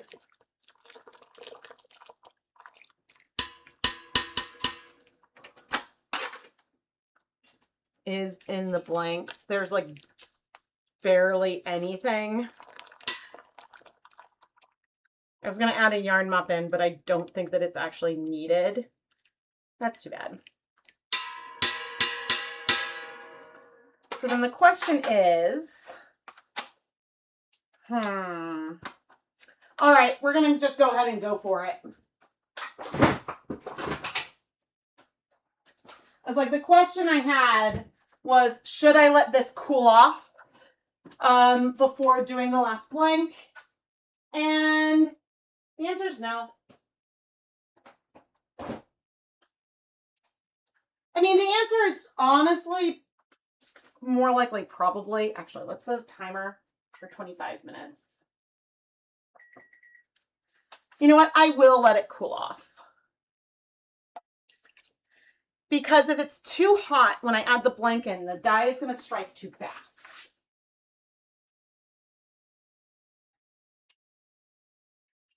There's no harm in adding our black in now.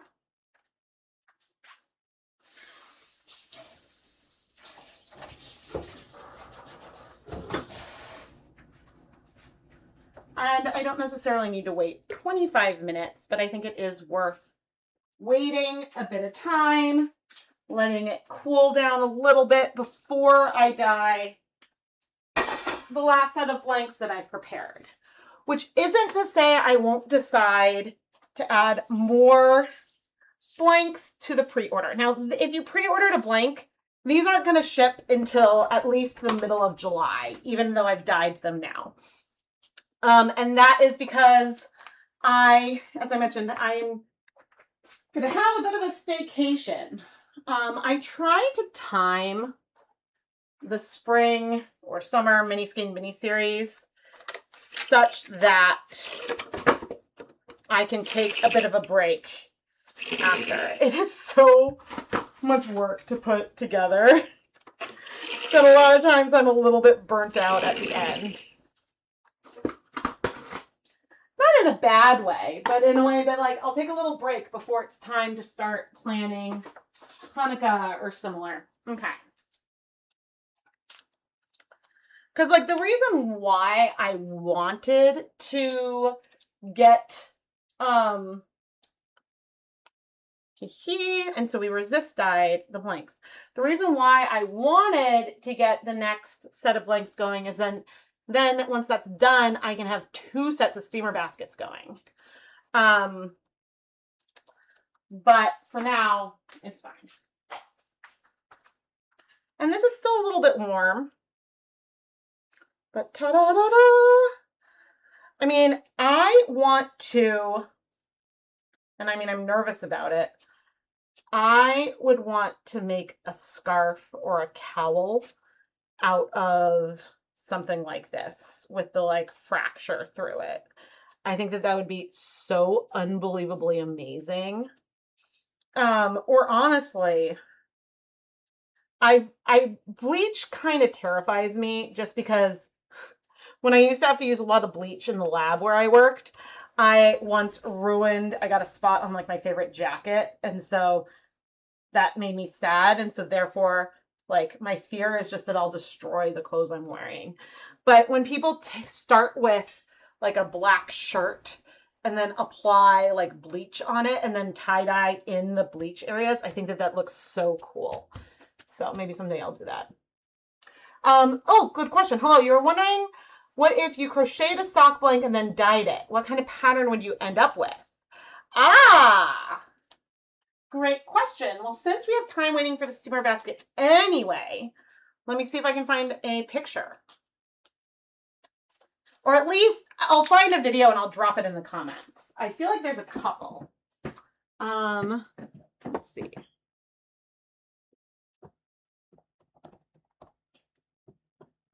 I have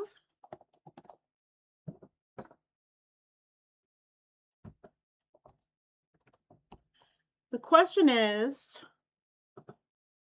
okay, they are very old videos.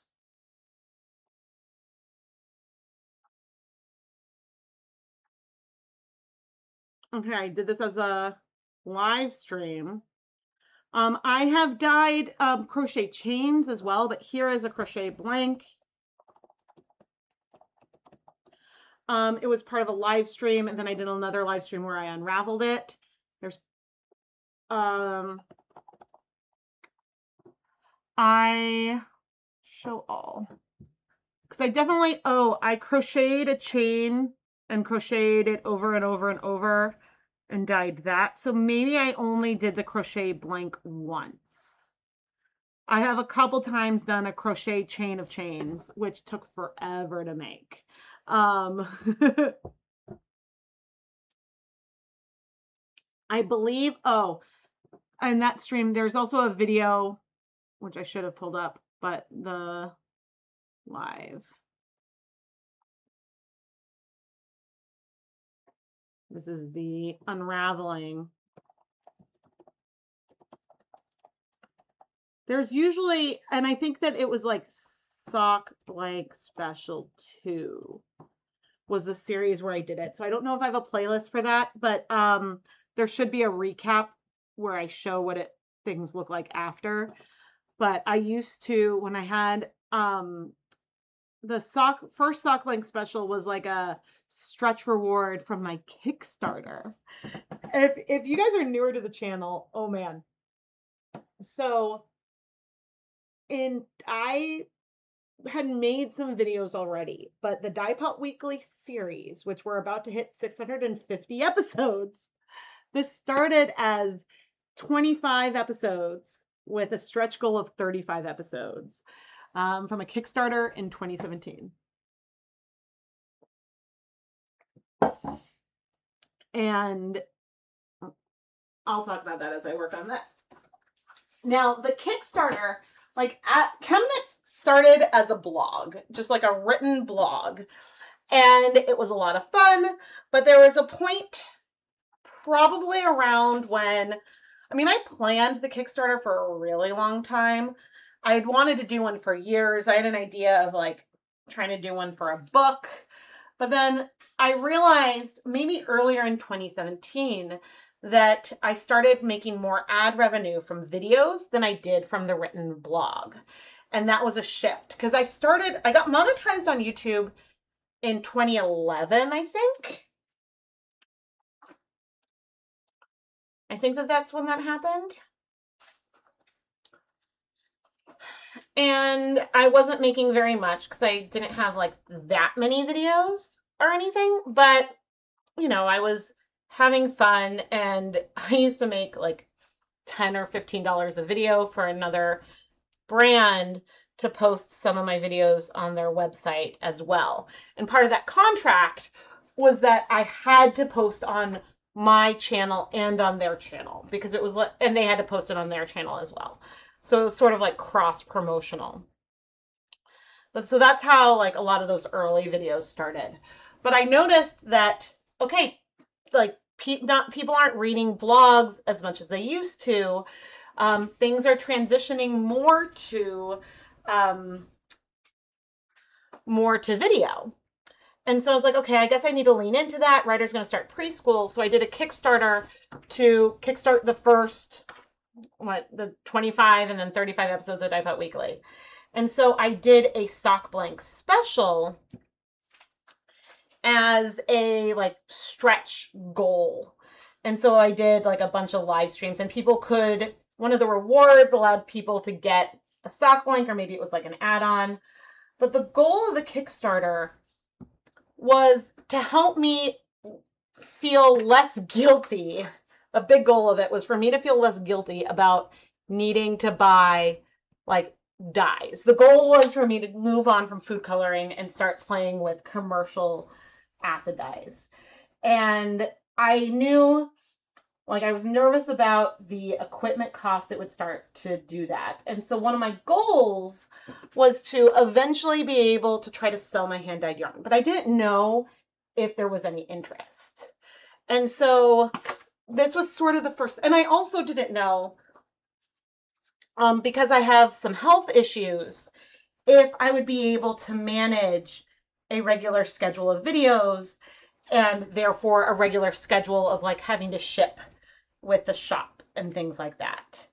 And so that is sort of how like that all started, was me not knowing how it might work and wanting to give it a try. All right, I have to keep remembering. I was like, oh no, I'm not going big enough. And then I'm like, oh right, no, this is the staggered one. And so if you're tuning in, the two sections, the rainbow progression is offset. So that way each row, it sort of blends it's still a gradient, but it blends it together a little bit more. And I was nervous because the blog was, I stopped posting as much on the website because it was sort of like a chicken egg thing. People stopped going, and then it was a lot of work with not as much return. And so I still will post like things on the website occasionally, but more like announcements, I guess. But it was just, things went to more like Instagram, social media, and it was when like that was really transitioning. And yeah, so that was where I sort of shifted what I was doing, and it's been like so fun, and I guess the rest is kind of history. And so then once I fulfilled all the Kickstarter rewards, I launched my Patreon and my website. And so it was more about, the Kickstarter was more about me seeing if there was support in me trying to, and accountability, because I knew it would get me in the habit of posting. Well, originally I thought it'd be once a week, and then eventually I shifted to twice a week. Or very, like from the beginning. Like right away, I started doing twice a week. And I realized I could keep that schedule up because I honestly didn't know if that was something that I could do.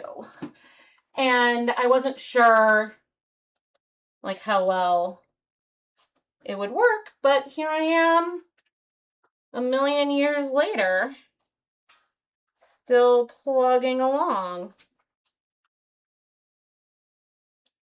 And so it was a lot of fun because I knew, like, if I had an obligation to people who were supporting and backing my Kickstarter, then, like, that was going to be important to me. And that would be motivation to keep going. Oh gosh, I didn't even talk about today's oops though. I had meant, when I decided to stream today, I had meant to push today's episode of Dipod Weekly to Friday, but then I forgot, and so I got home and saw it was already published. So I rescheduled that video for Friday, which probably means that video is gonna not do well. But you know what? It is what it is. I was like, no, I really need that video to be Friday because the time I'm planning on taking a break, I don't have a lot of videos ready for. And so then that's really important. But anyway, yeah, that is. So this was all a big ramble to talk about what, when I was like, oh, the Sock Blank Special 2. The first Sock Blank Special was so much fun. And it was one of like the stretch goals because I think I hit my goal for the Kickstarter in like 24, like within a day of like when I launched. Maybe it was like within 27 hours, I don't know. But like within the first day I hit my goal.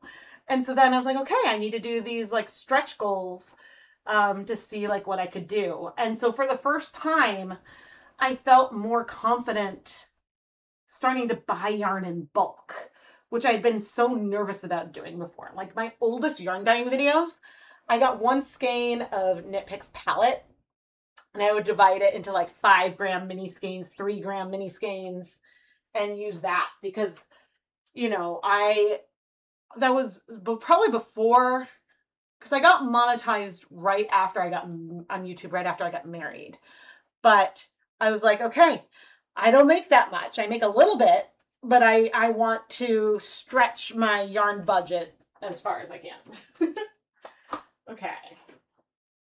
And so then once I put this in, yes, this is how I'll do this. Once this goes in the steamer basket, I will dye the last round of sock blanks and then dye the next blank, put it in the steamer basket, and then start the timer. But hello. Now the thing, nope, I want 2 camera. The thing that will stop me, how much time was on the timer? Okay. Let's also eat something.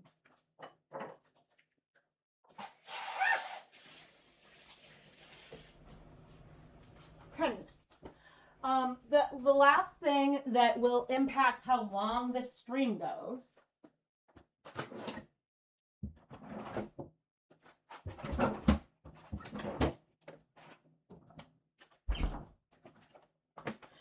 will be I'll stop before children get home.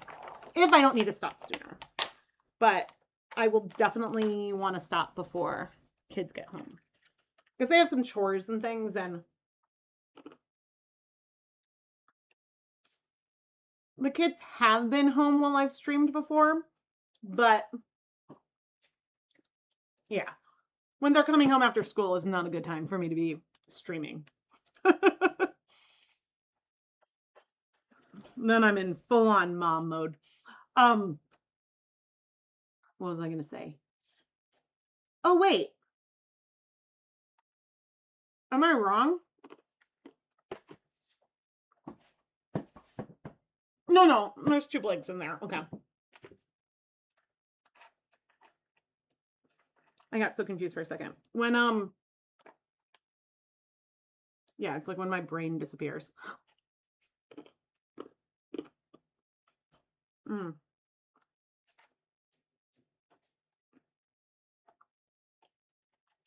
Sorry, everyone. I was like, I need like a weird lunch. I need to eat something. But I'll keep dyeing more of these blanks off camera. It's just fun. When I was planning out my Trevor project fundraiser for this year, and I knew, and I was looking at as soon as I dyed one of these sock blanks, I was like, I want to make this a dyed to order listing. And then when I was thinking about the timing of the Spring mini series, and when I would do a Trevor Project fundraiser, I realized I can, if I do the dye to order listing, I can dye more of them in the live stream, which is a win-win.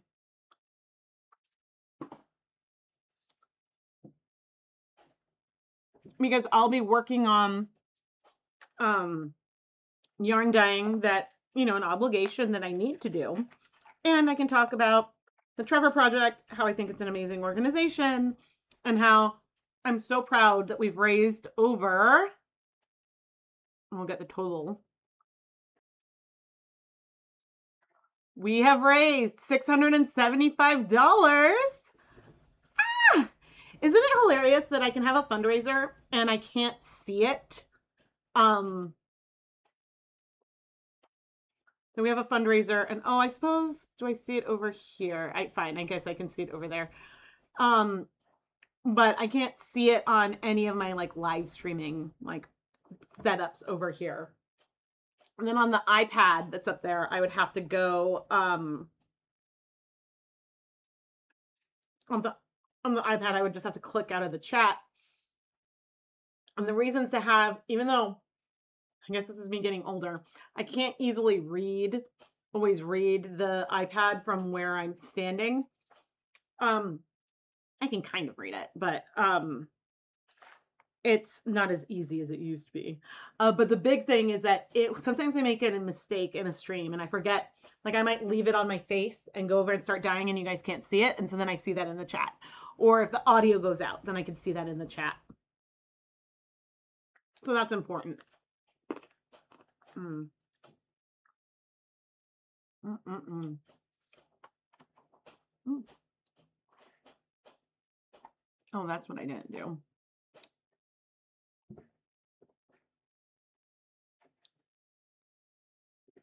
Oh man, but yeah, this colorway makes me so happy.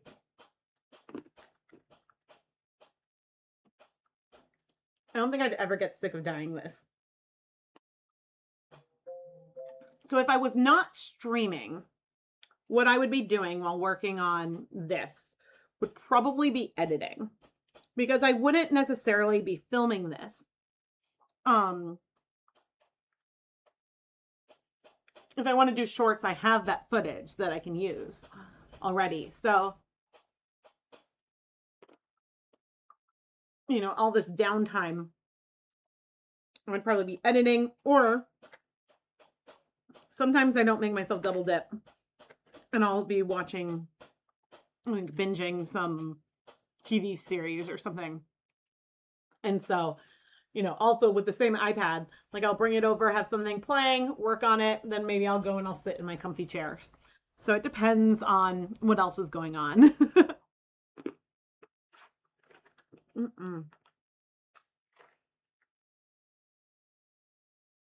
But there's a lot of downtime in dyeing yarn.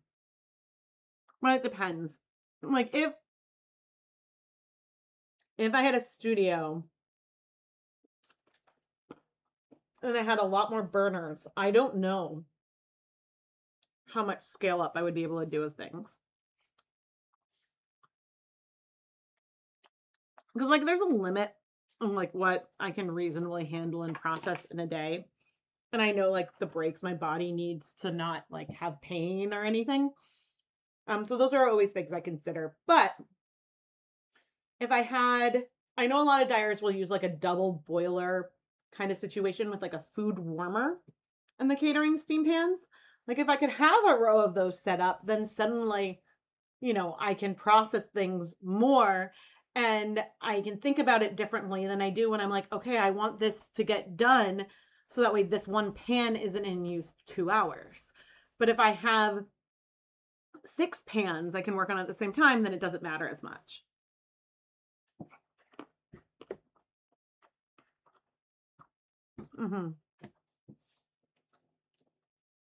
Yes, this colorway would be really pretty with a gray as the main color. The only like caveat I see to doing it with a gray is that I would want to be more careful with the placement of the fractured color. and potentially use a thickener like guar gum so that way it doesn't spread as far over the line. Because with it being black, like if you add a little bit of neon pink on top of a black, like sure, maybe it shifts to more of a dark red, but not a ton, right? But if it's a gray, then you would really see it. Like on our yarn mops, which I'm covering up right now. You can bet you, I mean, the neons, I guess there's not any on top. There's not a lot of neon on there.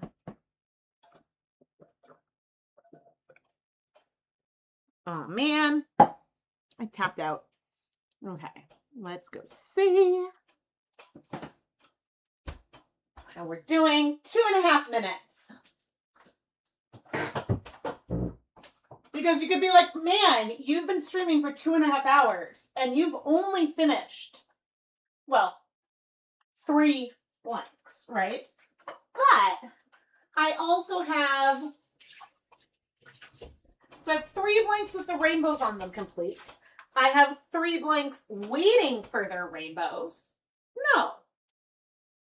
Yes. Oh, fine. Yeah.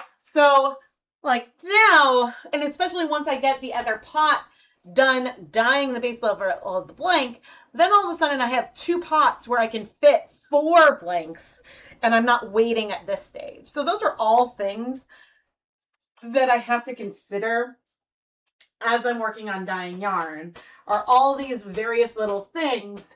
And so when I'm doing a colorway that I'm gonna scale up, I have to think about, okay, how much, like how many in theory could I dye in a day?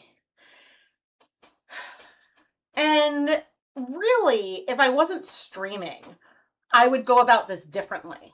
I would do this over 2 days. And on one of the days, I would dye all the blanks black. And then on the second day, I would do the rainbow. Because that way I could have both steamer baskets going at the same time. But for a live stream, having this more staggered, working on multiple things at once is more fun. Because then that's like more things I get to show all of you. Okay, and the timer's about to go off. Okay, and I am going to take this blank, pop it. Okay, this is what we're going to do. I'm going to start the roll. Put that there. So I want to use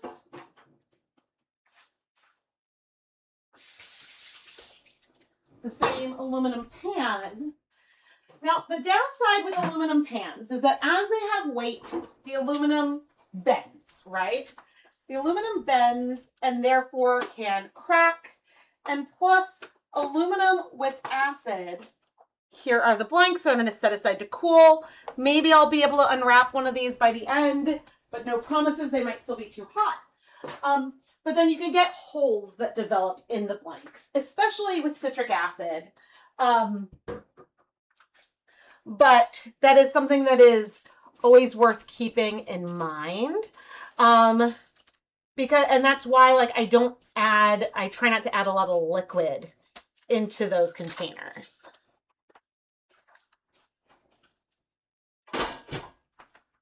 Okay, but that's what I wanted to do now, is we're going to start dyeing our next blanks. Let's see. Thank you for sharing my dyeing knowledge. Of course. Of course. I mean, this is something I always wanted to be a teacher. Like, back before I got sick, and I can talk about like my health stuff. I've talked about it before, but back before I really got sick, my goal was I would have wanted to be a professor at like a liberal arts college, would have been my dream. So like to work at a place like Wellesley where I went, which I loved. And that was sort of my goal. And I remember when I was in grad school, I was frustrated by the fact that, or the other thing that maybe I was considering was teaching at a private high school, like the one where I went, that I adored. Oh my gosh, I loved my high school. And the reason why I was thinking about a private school is that with a PhD, it would be hard for me to get hired.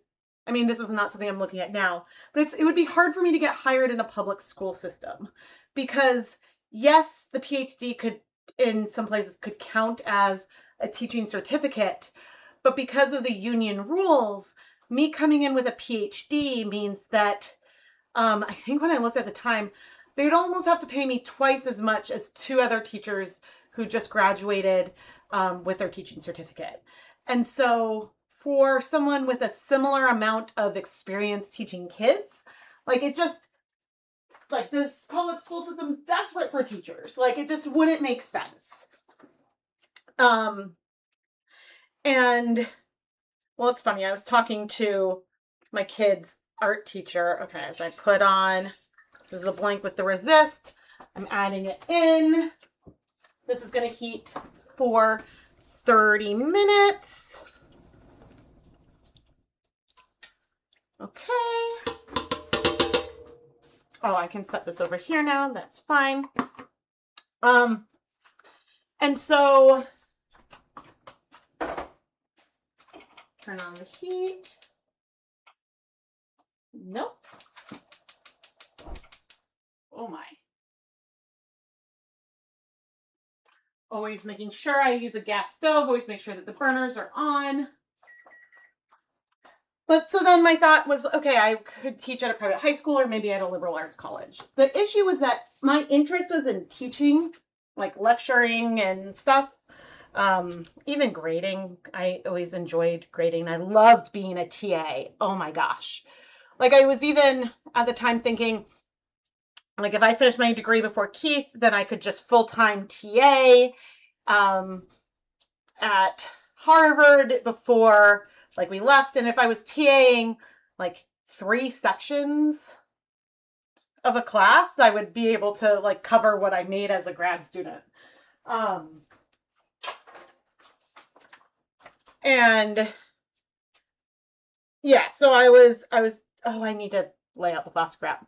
So I was thinking all about that. But then I had some health issues. I have chronic fatigue syndrome. And so that sort of changed where my brain was at.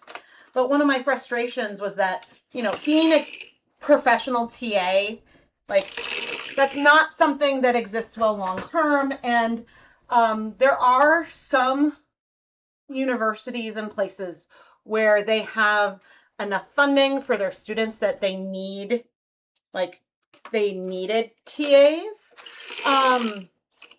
But in a lot of programs, like people have to TA as part of their degree. So like my lab was funded well enough that when I TA'd, I got paid on top of my research stipend. So I made more money by being a TA than after I had to TA to be as part of my degree. But after that, if you TA'd extra, then you got paid, which was really kind of cool. But of course, there's other graduate students that have to TA for their stipend. And so I didn't have to. And so that was how that worked out. But anyway, like you can't be like a professional TA. Like that's not like a career, but for temporary, like if I finished before Keith did, then that was my plan. Awesome. This looks good. And so then, but before like the chronic fatigue, I have words. Before all the CFS stuff, the chronic fatigue syndrome and that diagnosis, which was a challenge, before all that happened, or really we figured out that was going on, I was thinking, okay, maybe I could do something that is really uncommon, but maybe I could do a teaching postdoc because I enjoyed research, but I didn't want to spend my time with what my husband does, like chasing funding, writing grants all the time. Like I wanted to interact with students and teach. But the problem is that to get a job at a lot of places, even teaching colleges, to get a job as a professor, a lot of it is dependent on your research, not on your teaching credentials and your teaching feedback and things. And so that was something that I always found frustrating, because, having good teachers is so important. And so the teaching experience, while it is important, the research is more important because that's how you would bring in funding, and you need to bring in funding to like have graduate students, or even at a college without graduate students, research is still really important because research is really important. But yeah, and so and there's adjunct positions that don't require you to do research, right? But yeah, so that was at the time like something that was, something about the field that I was in that I found challenging. So that's a long way of me saying I always wanted to teach. Oh gosh. I always wanted to be a teacher, and it is my joy to share and find a way that I can do it that still allows me to, this is a little, not morbid, but it still allows me to like deal with flare-ups. That's the way to say it, because when the chronic fatigue gets really, really bad, there are times when I can't do something. And so since most stuff I do is pre-recorded versus live, it means that if I'm having a hard time, I can like take a step back, and if I'm having a hard time, I have time in the schedule, I have backup videos, I have ways that I do not need to be 100% on, and I can still have my content out. And this is why, because I'm planning on taking a bit of a break, just for, our company's in town, which also, logistically, it's because where I keep my shop inventory will not be accessible easily without moving people and suitcases and stuff. So therefore, yeah, because we'll be storing things in my office. But being a dyer is a lot of work. It's hard work, but there's times I can disconnect the parts of me that struggle with the CFS. And when the fatigue is especially bad, I can take a step back and I can plan things such that, okay, I know I'm not going to be able to get anything done this week. I'm going to have to go into my archive of backup videos and use that. And, it's not always obvious that that's what I'm doing. So, I'm a great teacher, especially using non-traditional methods. You tried teaching art, but was terrible as a classroom teacher, but great in an informal session. Yeah, I love playing around. And I've had some of the teachers at my kids' school say that I should be a teacher. And in particular, one of the people saying that was my kids' art teacher. Just because I'm super passionate. Okay, so I'll need to add about 8 to 10 minutes when the timer goes off. I am super passionate about education, about art. Where on earth?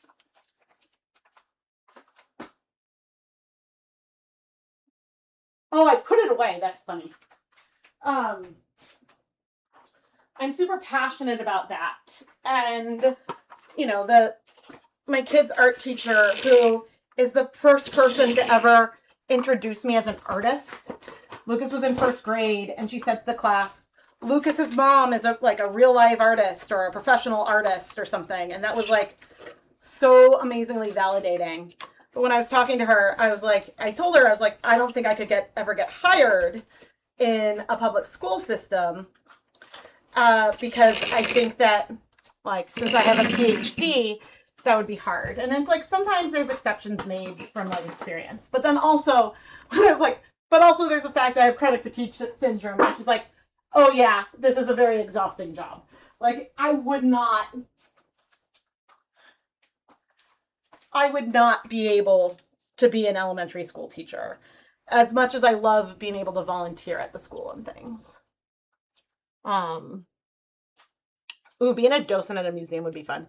I used to volunteer at, oh my gosh, was it an arboretum? What was it? It wasn't because like an arboretum is like an area with a bunch of trees. I'm blanking on the name of the place. It had a bunch of plants. It was like a massive like greenhouse thing. And I would volunteer for like a scout day and program. Oh gosh, it was so cool. It was like I did this a couple years. It was in February and there would be like they had experts come in and they talked specifically about like plants from Africa. One time I helped do like a batik session. Was like I helped work at that. Another year I helped with like a dance section and like I was there mainly as just like a kid to be enthusiastic, a teen to be enthusiastic, which would make the kids be enthusiastic, right? But that was cool. But I'm like blanking on the name of a like museum of plants. Botanical garden. Thank you. I was like, why can I not think of what this is called? I was like, my brain is completely failing me.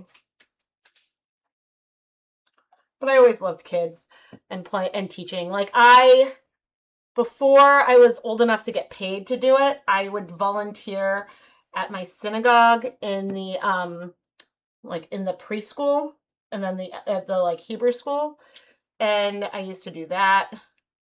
But it was so funny because it started because like I had exhausted the Hebrew program and so they had nowhere to put me, so they put me in with like the kindergarten kids. And then when we moved, I asked our new synagogue if I could keep doing it. And normally they only had, I was in 8th grade and they normally only had 10th graders do it. And so then, yeah, I got to do that. So I've always loved teaching. And yeah, but now it's so funny because I'm also, you might be surprised by this. I am an introvert. And if you think about it a lot, I spend my days in a room by myself, talking to myself.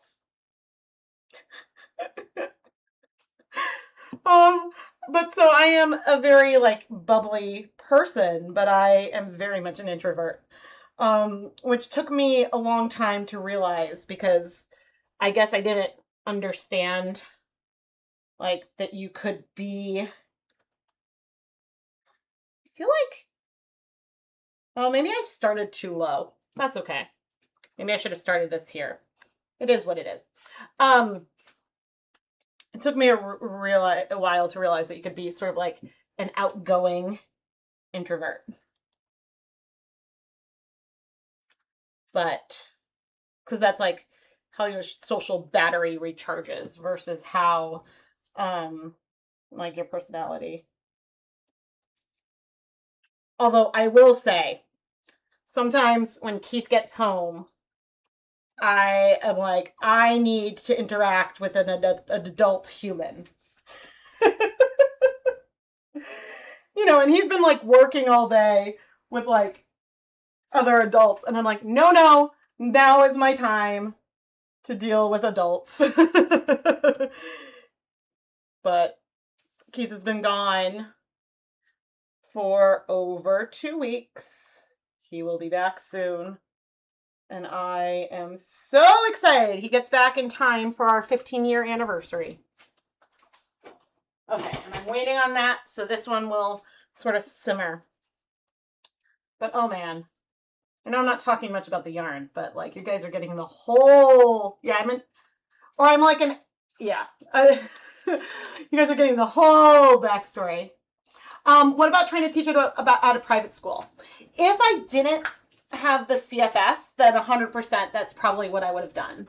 Um, I so I was on official disability for a while, or like official like private disability. Um, that's not where I wanted. This is where I wanted. And so yeah, and then it like at the time like there wasn't my disability clause, like I had like a current occupation clause in it. Um, and I could no longer work as like a research tech or like a research assistant or anything. Um, and that really sucked. I mean, I'm laughing, but that really, really sucked. And I think it took a long time to figure out the balance of what I could do to keep going and keep pushing. And so I think that if something like snaps and then like I get my like old energy back, um, then I would love to teach at a private school. And so that's why that was sort of like my like in my head, I was like, oh man, I'd love to go back and teach at the high school I went. I loved the community. Like I still am in touch with some of my teachers. Like Ryder got an award for good sportsmanship from the whole like little league, like for his division. But within the whole division, he received this award. And like my one of my high school teachers, who technically I was never in his class, he was just the class principal of our grade that year. Um, but you know, he congratulated my kid, and like it's just like things like that are so special. Is there any therapy for CFS? The thing that has helped the most is trying to maintain balance and not pushing myself too far, because it's when I do too much and overextend myself that I'm more likely to have a big flare up, which thankfully it could be worse. Even if I'm in the middle of a flare up, I can usually like get out of bed and at least manage to like feed myself. But I'm not going to drive. I'm not going to my brain is a little bit mush. So I've come up with a lot of coping strategies to like deal with like the extreme, like the big flare ups are just like extreme brain fog that I can't break out of. It's sort of like when I wake up feeling like I didn't sleep at all and then I'm exhausted after a long day. So it's like a thing. And so yeah, like currently like I did a lot of therapy, like not like, you know, like cognitive behavioral therapy didn't quite work. It helped work to deal with some other things that I became more anxious about because of the CFS, like driving. So that kind of stuff helped with some of those challenges, but I can't therapy away the medical condition, you know? So that was rough. Um yeah. Yeah, and so the long COVID is very similar um in many ways. And so I think what we think the hypothesis that we have is that I ended up with mono and then never quite recovered. So I have like long mono, right? But I had basically it started like I had a virus, I got really, really sick, and then most of my symptoms went away, but the fatigue from the illness sort of lingered. And yeah, I mean, we ended up with a good balance. Um, we ended up with a really we've ended up with a good balance and a good partnership, and um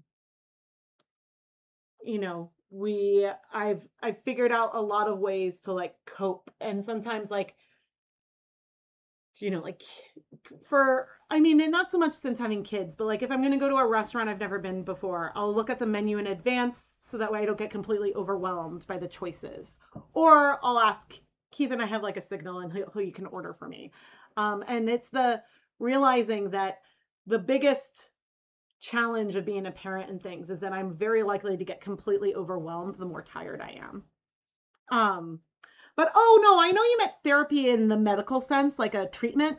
Um, and so but like I think the biggest treatment I did was like like traditional like therapy with a therapist, right? Um, and so the focus was on coping. Like there may be more things or different things to do. Like I think that yeah, like it's possible that there's some other things that have going on that have like exacerbated it, and so I don't know. But yeah, I most of the time I do fine, and like the last few weeks have been really hard. And I'm a little stressed out right now, but I that's why I also tried to plan like SMS around like okay, if I used to sometimes have it like after the school year had ended, and that's just way too hard. Um because having like the rush of the end of the year. So the end of the year rush is hard, and then also um like I have been um solo parenting while Keith has been gone. Um and so the kids are old enough that they are extraordinarily helpful, but it's still like there was one morning I forgot to wake the kids up. Now, waking the kids up for school is my job, but there was one morning I got up early to edit or something, or I had a shop update. I woke up early to set up the shop update. And then because I was playing something on my phone, my alarm didn't go off. And so I was like, poor Lucas had only like 20 minutes to like wake up, eat, and get out the door. Um, and so that was really, really um, funny. Like I can laugh about it now. But anyway, I don't mind sharing like things about myself because I figure, I mean, it's like with a lot of things. Oh, that's empty. Um, I'm gonna grab a lemonade.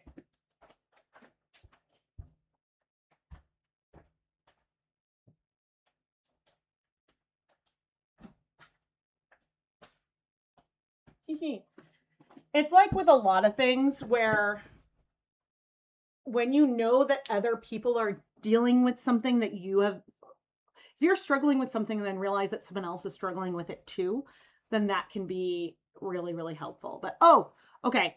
This is my uh very my mind just goes like wild sometimes. Uh this is where I wanted to go. Okay, because last time I talked about the necklace that I made, and the thing that inspired it was this necklace, which is out of focus. But this is the necklace that Lucas made that is more traditional rainbow loom. It is way stretchier, and then I mean maybe this one is just a stretchy, but it's just the one Lucas made is a lot thinner. And there's more like the gauge of the one this other one I made is tighter. And so as soon as he made me this bracelet, I was like, ooh, I want to make a new necklace. So what? You're so sorry you missed it, but it's the link for the night for pre-order skeins you're working on now. Oh, I can share that.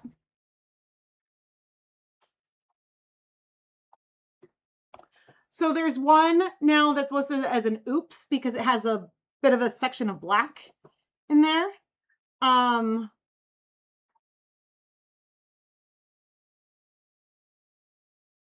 But yeah, and I may do more at some point. Um, but yeah, and then there's an option for me to unravel it for you. But these blanks will be shipping in mid-July is my plan. Because I have to dye more. I also have a pre-order for my mermaid yarn.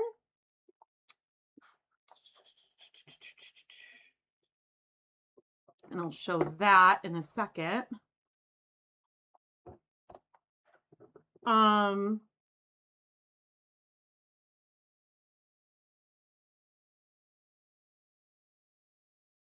oh, and I got transform. Put to screen. Okay, so this mermaid yarn is also available for pre-order. I posted that link in the chat. There are also both of these links are in the video description. Excuse me. The reason for the timing of the shipping of the rainbow blanks is because I want to be able to ship this pre-order at the same time. And I'm not going to be able to dye this until company leaves. So like the second week of July. Excuse me. And who knows, maybe I'll do a live stream while I dye some of that, but probably not.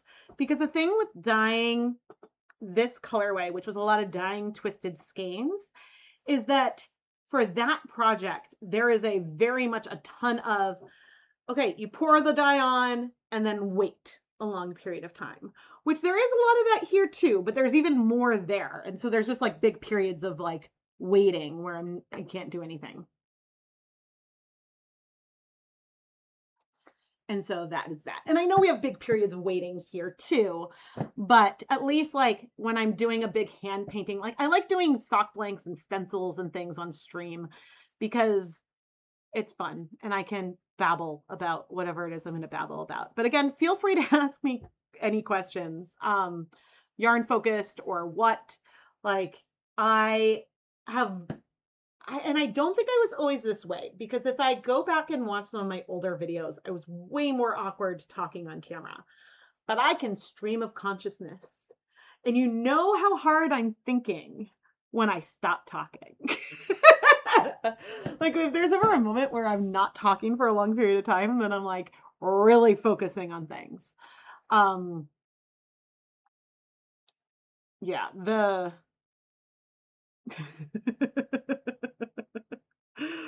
oh man, I am so tired. So tomorrow there is a I think a kids versus parents baseball game.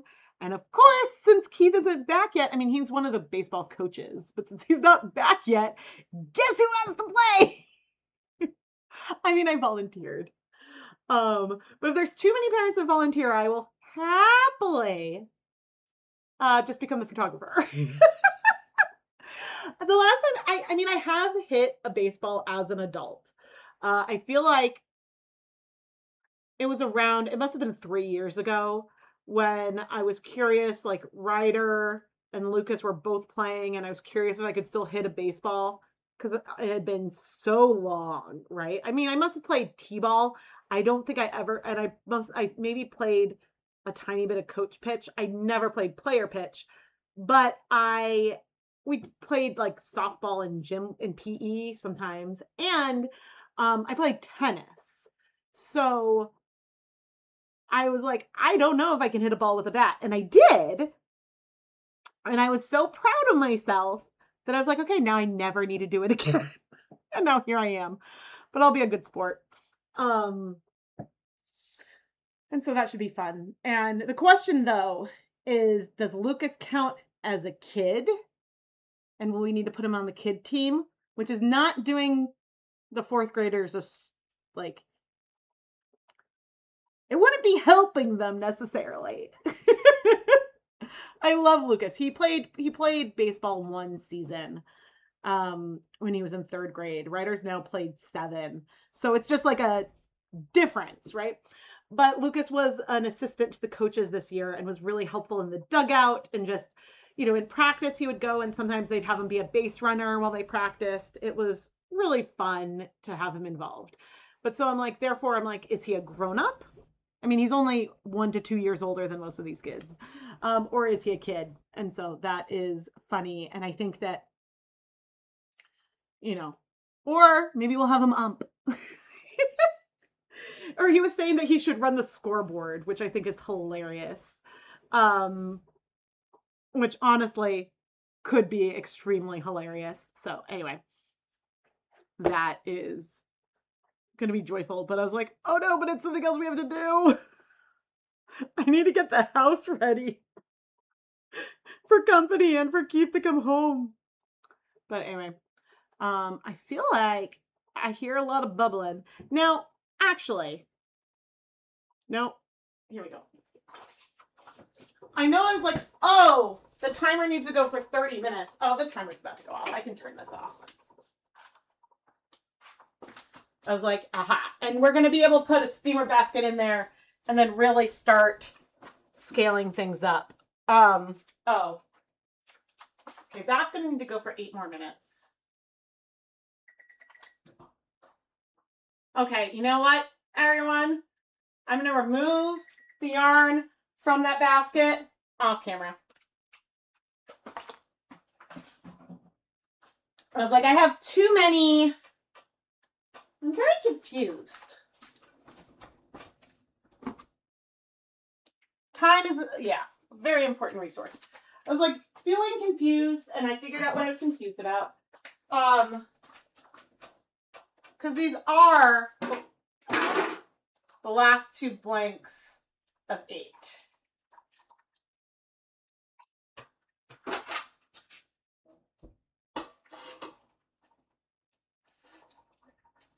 And there may be a tiny bit of dye, black dye in the dye bath, but instead of adding the yarn mops now, I'll add those yarn mops at the very end and that'll be fine. Because now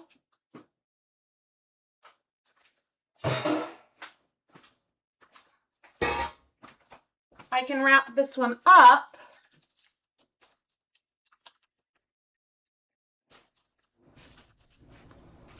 I'm assuming I put acid over it. If I didn't, it's not the end of the world. You'll notice I didn't fold over the edges of the plastic wrap. Not a big deal.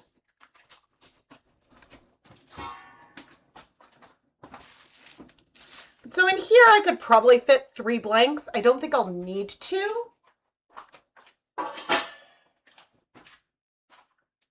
There's the lid.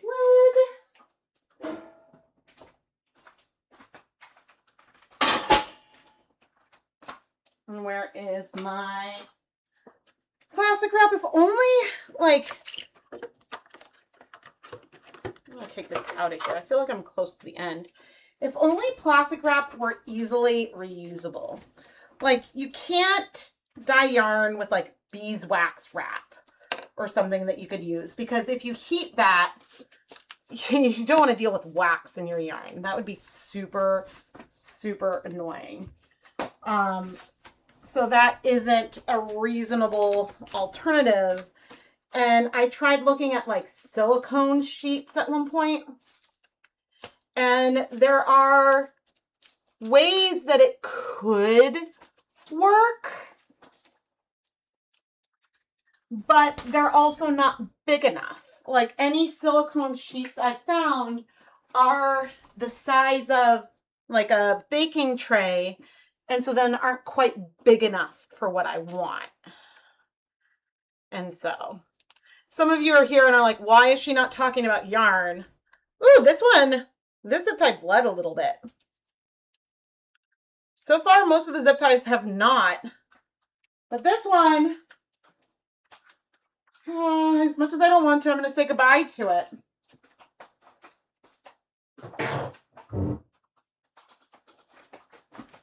Because sometimes I can wash that out, and it is so minor that most of the other colors will cover it up and it won't be a big deal. Yeah, but it was significant. Now, it could have been, sometimes I'm good about washing zip ties after I've used them and after I've removed them from the yarn. Other times I'm not as good. And so there are many reasons for like how and why a zip tie could bleed.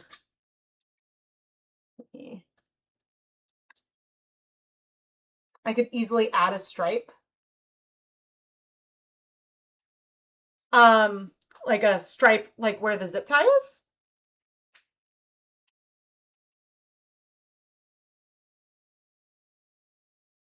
I mean, yeah, the like the little bit of blue is going to be pretty hidden.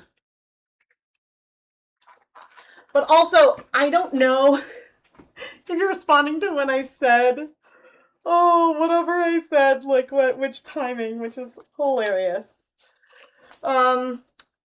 Because yeah, the side with the most blue, which like even here, when I'm going to add pink on top of it, it's not even shifting purple. I still see it as very pink. So I think it'll be fine. Nope. Let's not forget about the orange.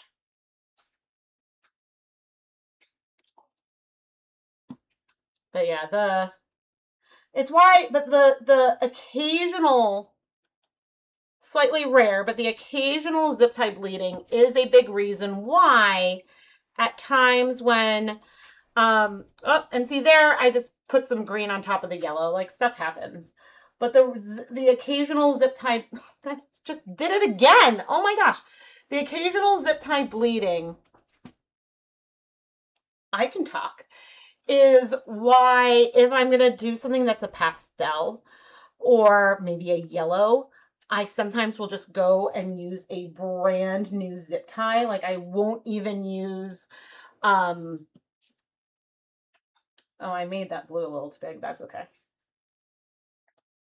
I won't even use like one that I've used before.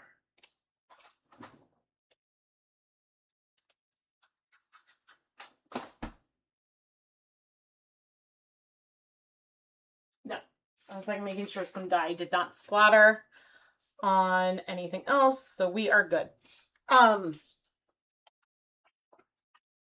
3 zip ties instead of 2. Oh yes, so that was something I planned to try at some point. I talked about that a little bit towards the beginning. When I try adding 3 zip ties onto one of these blanks, then there's a ton of resist in between them. So it is possible. Actually, you know what I would need to do? I think I'm figuring this out, and I'm gonna need to write all this down. Because my concern with 3 zip ties instead of 2 is that you'd end up with less solid black in between them. But I still wanted to try, so I still wrote that down as something to do. But here is the thing. If I were to start that and I were to manually apply some of the dye before bringing it in, ooh, see, this is what's hard, because if I was going to treat it like a tie-dye t-shirt, sometimes if you apply too much dye, you can get color in like under the rubber bands a bit. So you kind of sometimes want to be careful about how you're applying all that color. And so this is what like I'm thinking about here. So it's possible that like if I had a squeeze bottle with black dye, I could apply that within the folds. And this is just me like thinking a little bit out loud. And so maybe that could help. Or it would just mean that there would be a lot more color variation within that center. But yeah, I was like, and I don't know if I haven't edited the video with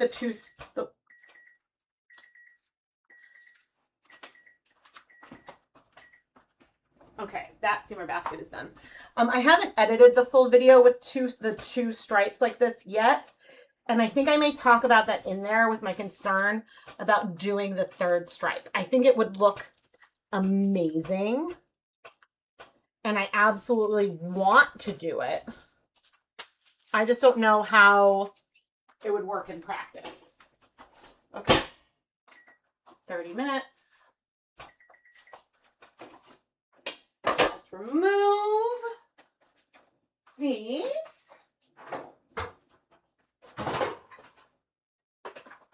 The first 2 blanks that have been out of the steamer basket for over 30 minutes are still quite warm. I will try to open one up at some point. Oh, see, that's the thing I forgot, everyone.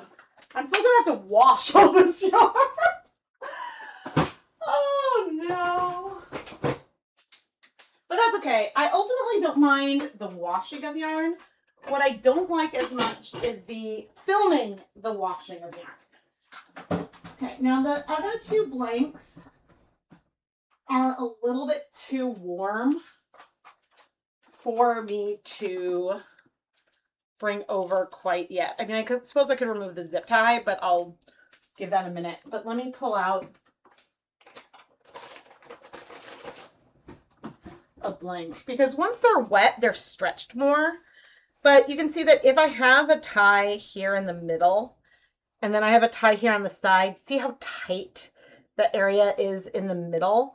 And it's just not impossible for a die to get through, but just harder.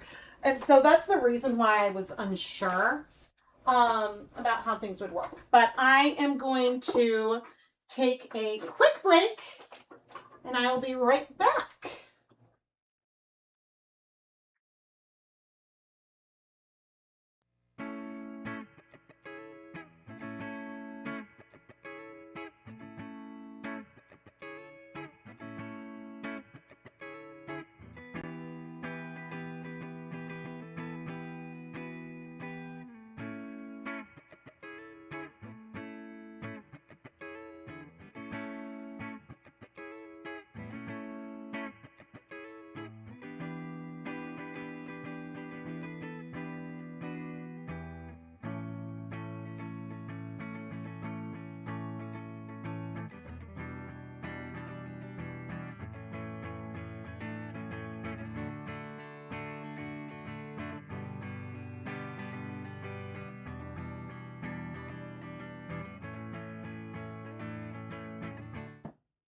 Yeah, a sideways knit blank would look really cool because if instead of the way that our, let's see.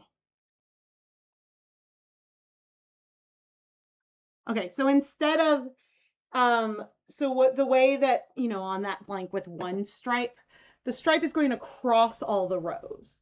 So if the blank was really, really wide but had fewer rows, and so then if a stripe in the direction I have there would be a stripe that would not be like where most of the stitches would be like in a couple rows. And so then we could have like the resist going across the vertical length that would allow us to get more stripes in there. That's really interesting and would be really, really cool. I did write down on my list to try 3 zip ties at some point. I mean, it's almost like it would be easier to add a third zip tie once it was already wet because then the blanks like kind of stretch so much, but requires a little bit of thought. But if you're just tuning in, I'm Dyeing Yarn. I'm Rebecca from ChemKnits, babbling, dyeing yarn, and we're raising money for the Trevor Project today. There are a few ways that you can donate. You can donate through YouTube and YouTube will cover the transaction fees. There's like a little heart at the bottom of the live chat where you can make a donation and you can choose to have your donation be anonymous or you can choose to have it not show up in the chat. Or you can do it with your username and I will shout you out. No big deal. Or you can go directly to the Trevor Project website, which I've linked both in the chat and the video description. And because like I would love to hit the goal of $1,000, but the goal, like the big goal was 500 and I just had it bigger so we can have a stretch, right? Because the more money we can raise for the Trevor Project, the better. Excuse me. But I don't care if the fundraiser that I set up gets credit or not, right? Like I care if if I inspire you to make a donation to the Trevor Project in any way you decide, whether you decide to find a way to volunteer your time or make a physical donation or what have you, I just am happy that I could encourage that, I guess. So yeah. But the Trevor Project is a fantastic organization. And so I love fundraising for them. And I believe that we are at $675. Yeah, which is incredible. Which is absolutely incredible. I think that is really, really fantastic. Why? Oh. To fix spring green thread to cape to fix Christmas tree.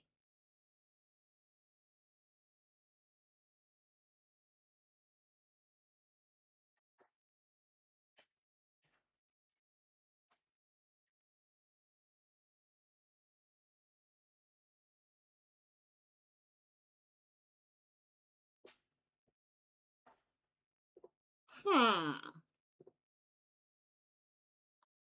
This must be to fix a, like, little Christmas tree, not the big Christmas tree.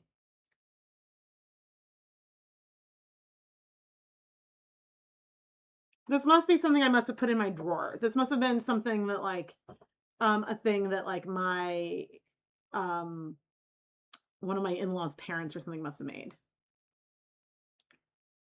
Yeah, I'm like, but I was like, I see that email from myself, and I was like, noted in December, and I'm like, Rebecca, that was not enough context. But I can bring green thread. But I'm like, it must be because there is like a fabric Christmas tree thing.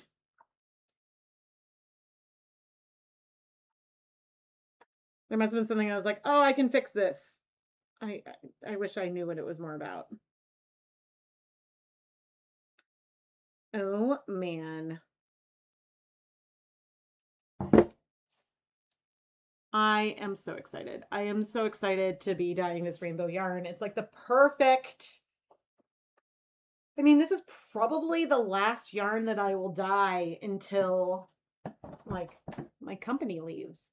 I do have like a bunch of yarn that I need to photograph, and I'm hoping to do. Okay, wait, today's Tuesday. So I have Wednesday and Thursday morning.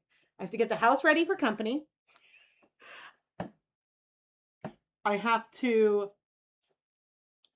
I guess I don't have to think for camp, but I have to essentially pack for while we have company, even though we're in our own house, because my kids, half of their clothes are in the room that is, we call the like library, but it's like the guest room.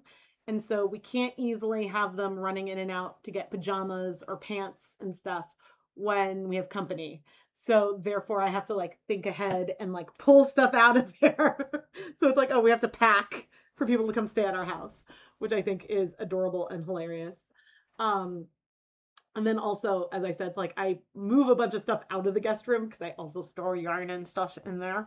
I move a bunch of stuff out of there so that way I can store it in my office, which blocks the access to my inventory.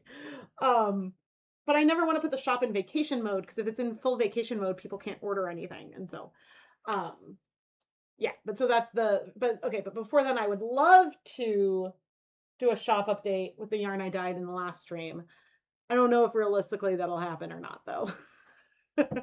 Maybe I can keep that on. Maybe I can do that while people are here, but I don't know. And I have to think back. But I also have 2 or 3 videos I have to edit. I suppose I can edit while I have company, but that's not what I want to do. Okay. Technically, I need to edit 2 videos. I would like to have edited 3, but I only need to edit 2. And I've done the pre-edits for all 3 videos. I have to edit Dyepop PS so I can get that to the ChemKnits patrons. And I showed that yarn at the beginning of the last stream. It's gorgeous, a gorgeous moody rainbow. I mean, if I do say so myself, but I'm really proud of it. And so I need to edit that video. And then I have to edit a video that'll come out during one of the weeks. And so, yeah, I was like, I have to do that. I have to make the house look like less of a disaster for when Keith gets home. You know how there's like a stereotype of like, oh, when mom's gone, then dad lets the house become really messy. Keith is tidier than I am. I am, if I put it away, I won't know where it is. And so I'm more likely to leave things visible. But I've like done, like the house isn't that much worse off. It's just the goal was for it to be better off so that would be easy for company. But that's okay. He'll help me. Um, we have, because when I'm like, oh, because I have tomorrow, and I was like, I have Thursday morning, but I guess I'm not really working Thursday morning. Thursday is my anniversary, and Keith will be here, and so we'll at least be able to work on the house, right? Yeah, but anyway. Oh, I forgot I have a thing for you. Oh, I was waiting for those to cool off. This is the time of day that my brain has started to go. Which, if I had more, I have 2 blanks left. And so one thing in theory, I don't know how well it would work in practice, but in theory, I could almost layer 2 blanks on top of each other and dye them at the same time. I have never tried doing that really. I mean, I maybe have done that immersion in something before. So like maybe I have technically tried it, but I don't want to try it for this when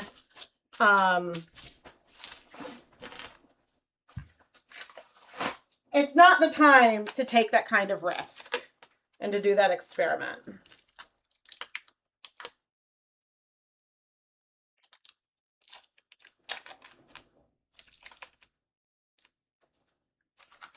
Well, I have successfully destroyed, there we go. I'm at the very end of this roll, which I'm hoping, I don't know if I'll get all the way across. Oh man. Is there still even going to be a little more? Not really. This is a really good, we used to call paper towel rolls hoo-hoos because we'd go hoo-hoo. So this is a really sturdy one. Part of me is like, put it in the recycling. Part of me is like, this is a really good thing for crafts.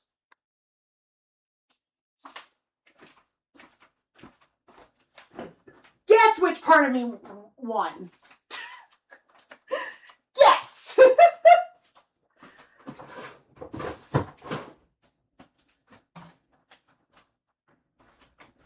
Ooh, we're steamy. That's fine. It's possible that playing with steamy, hot blanks like this is not the best for the shower curtain that I use. So I protect my work surface with a shower curtain that is doubled over. Which tends to work out very well. But this actually, it's cooling off really fast now that it's opened up. But I think that applying heat to it may make the like water resistantness of it go away sooner.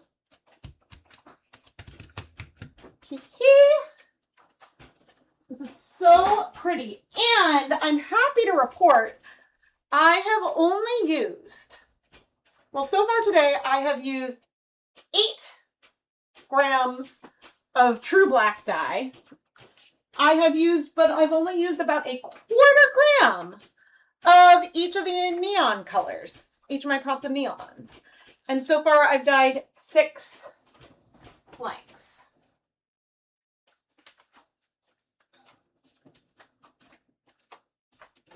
Okay, that's full and that's full. And I have to say, that feels pretty darn good. Now, if I end up having to end the stream in a hurry, it will be because Lucas got home. So, just FYI. If all of a sudden I'm like, and thank you so much for watching. It's because the tween invasion is here. But I'm a very proud mom to the tween. They had to write for school a dystopian novel. Or not novel. They had to start a dystopian story and write like a dystopian short story. And I was really impressed by Lucas's narration. Like, obviously, like, a 12-year-old wrote it. Like, it's not completely fully fleshed out. But there's some really good ideas. And so I'm now trying to convince him that he should continue to work on it over the summer and maybe turn it into a graphic novel or something. Which maybe I only propose the graphic novel part because then he'd be more likely to try to do it. I mean, as far as like a story goes, it's because I only read like a page of it at his share. But it is very like Hunger Games coded, right? Um, which is a series that we've had a lot of fun reading as a family. Like, Ryder has read it. I don't know if Ryder has finished Sunrise on the Reaping.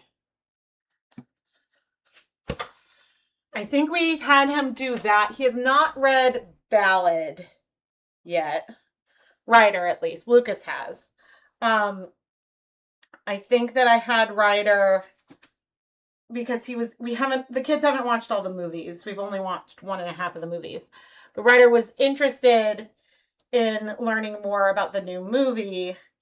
And okay, I think he did finish Sunrise on the Reaping. And I was like, okay, before you say you want to go see the movie, you have to finish the book. And then we can decide if we want to see the movie in theaters and cry, or if you would rather wait and watch the movie at home when we can pause and take a break. Because the first, Ryder's favorite franchise is the Jurassic Park franchise. And the most recent movie is the first one that he saw in theaters without me being able to pause. And oh no, the tween invasion. He won't be home for a bit though. Yes.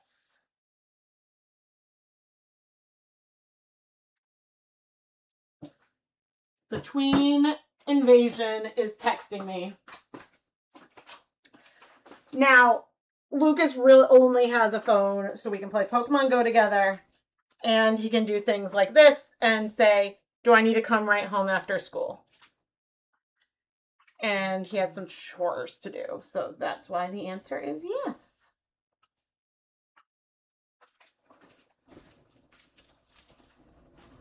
But I'm so excited because today there are no activities after school. And so today would almost be the first day that Keith was gone that I did not have to play chauffeur the kids at all. And while I suppose I did not have to play chauffeur, but I still had to go to Lucas's school. So therefore, I have not had a day where I have not had to drive someone somewhere yet. And I guess I won't have such of a day because tomorrow I guess I have to be a baseball player. Yeah. So tomorrow I have to be a baseball player and let myself and be a good sport and let the kids laugh, which I'm happy to do. So tomorrow I have to be a good sport, and then Keith's home.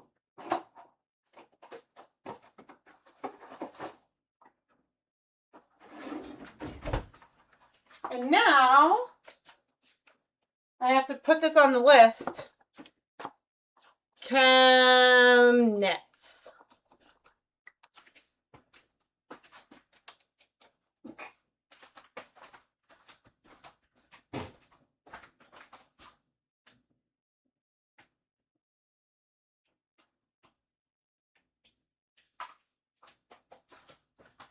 Because as I mentioned earlier, the reason why I won't use my microwave with acid dyes, because it's not, I'm very careful about, food safety and whatnot. The same goes for this, because if I might be setting it down on a counter, which you saw me, I let myself sit it down, but because of that, but this is opening so much nicer.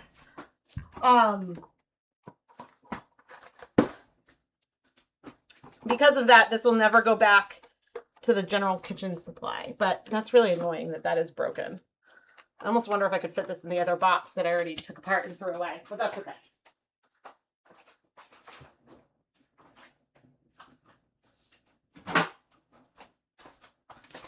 But I think I can finish this blank because, so there are a lot, when the buses don't leave for a while after the kids get out of school.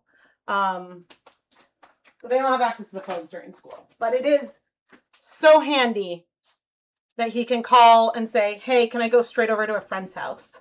But a perk of him coming home first is then he can get his bike. And so then he can bike the mile versus walking to his friend's house and then having to walk a mile home, which takes longer. So I think in the end, it's sort of a win-win-win.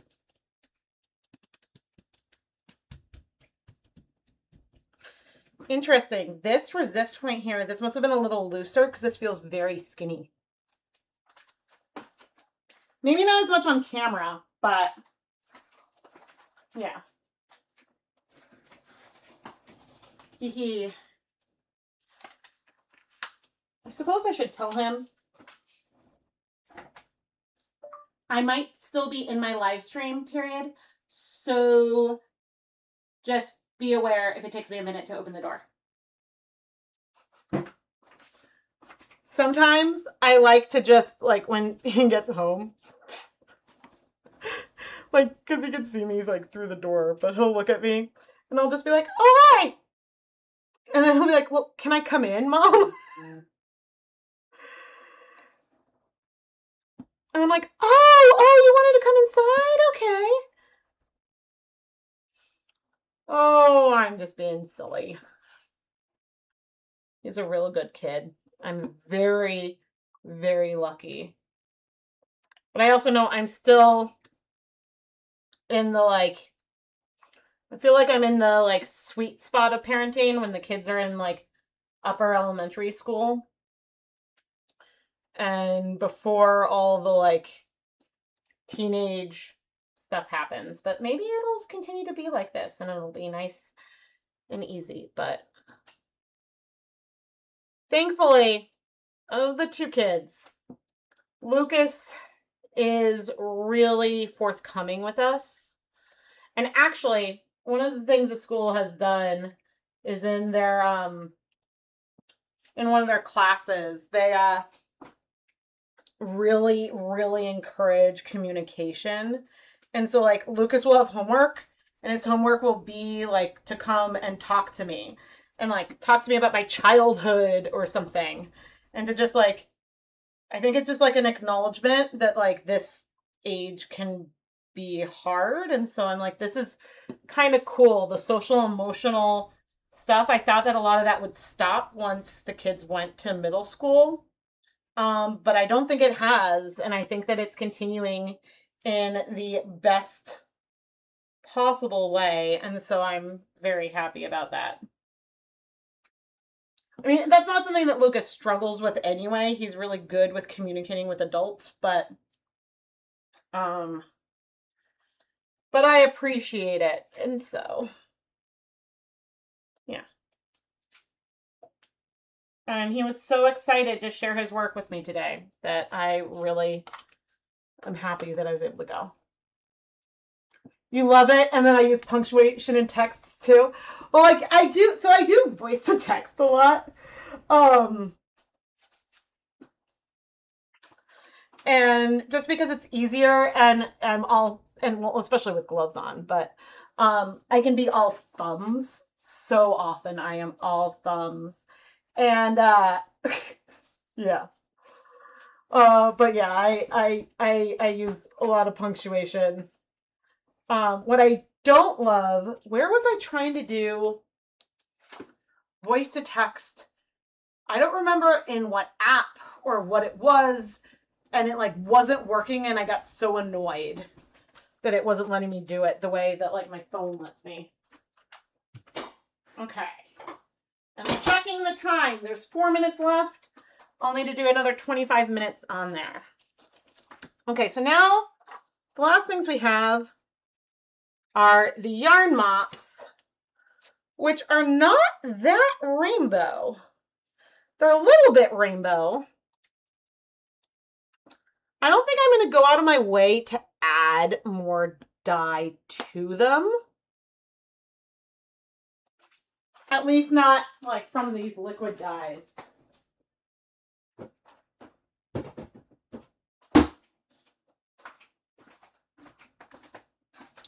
what I am going to do is put these lids on these bottles. And it's okay if there's like a little bit goes. But as I put the lids on the bottles, then I can clean things up. I feel like, oh, I mixed up the red and the orange. That's fine. Or the red and the orange, the yellow and the orange. You can wipe the edges. Just get a little bit of some color on here. Because I'd like to save these dies.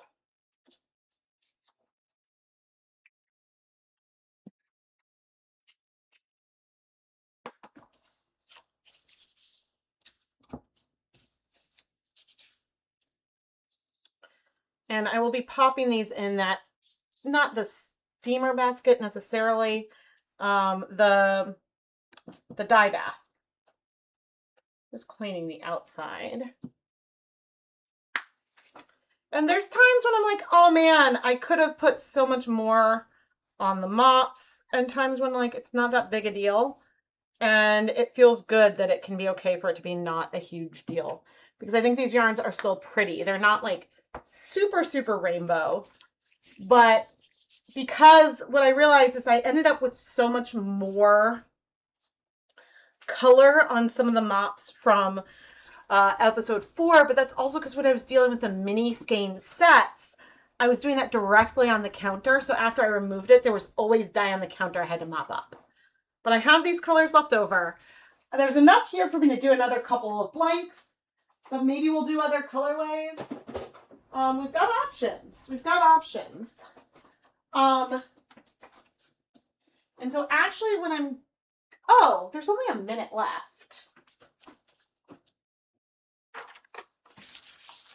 Fine.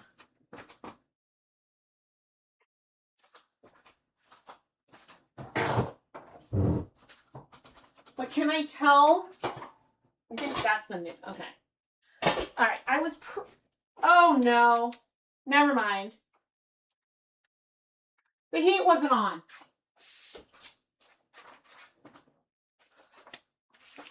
I mean, it still definitely got heat because the dye bath under it was warm. But the heat wasn't on. So I will be taking these and sticking them under a steamer basket to soak up that last little bit of black yarn, black dye, I mean, and I'm going to go ahead and do that now.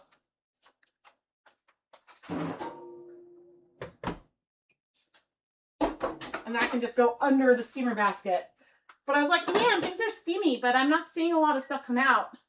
And I'm just going to set a timer now for 30 minutes for everything. Otherwise, I would have brought over the pot to do that, but I'm like, ew, it still got a lot of steam because things were hot, but that did not quite work out. But let's see. There's some comments that I wasn't seeing, so I was focused on this. So let's see. Writing is so good for kids. Absolutely. Absolutely. No, it's the story, because he's like, oh, I'm going to keep working on it because he's going to work on it in class this week until school's out. But Lucas actually does do some amount of writing every day. Ryder, I want to inspire Ryder to do a lot of writing this summer, and that would be really great.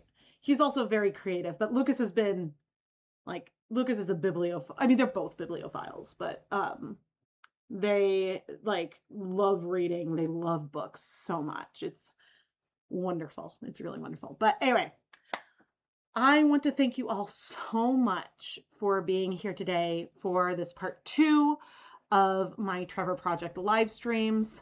I know I'm not actually looking at the camera. I'm looking at our total. I think that we're still at $675. We are. $675 for the Trevor Project across the 2 live streams. Again, this fundraiser will pop up on other videos. It'll be the YouTube fundraiser that I started will be up through the end of July. So if you're watching the replay, you can still donate. But if the fundraiser isn't showing up anymore or is over, you can head over to the Trevor Project's website, which I believe is trevorproject.org. No, it's www.thetrevorproject.org.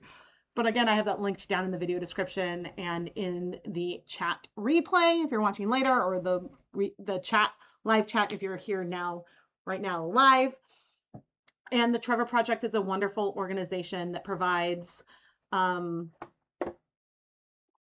I go over here, that provides crisis intervention and support to LGBTQ and questioning youth.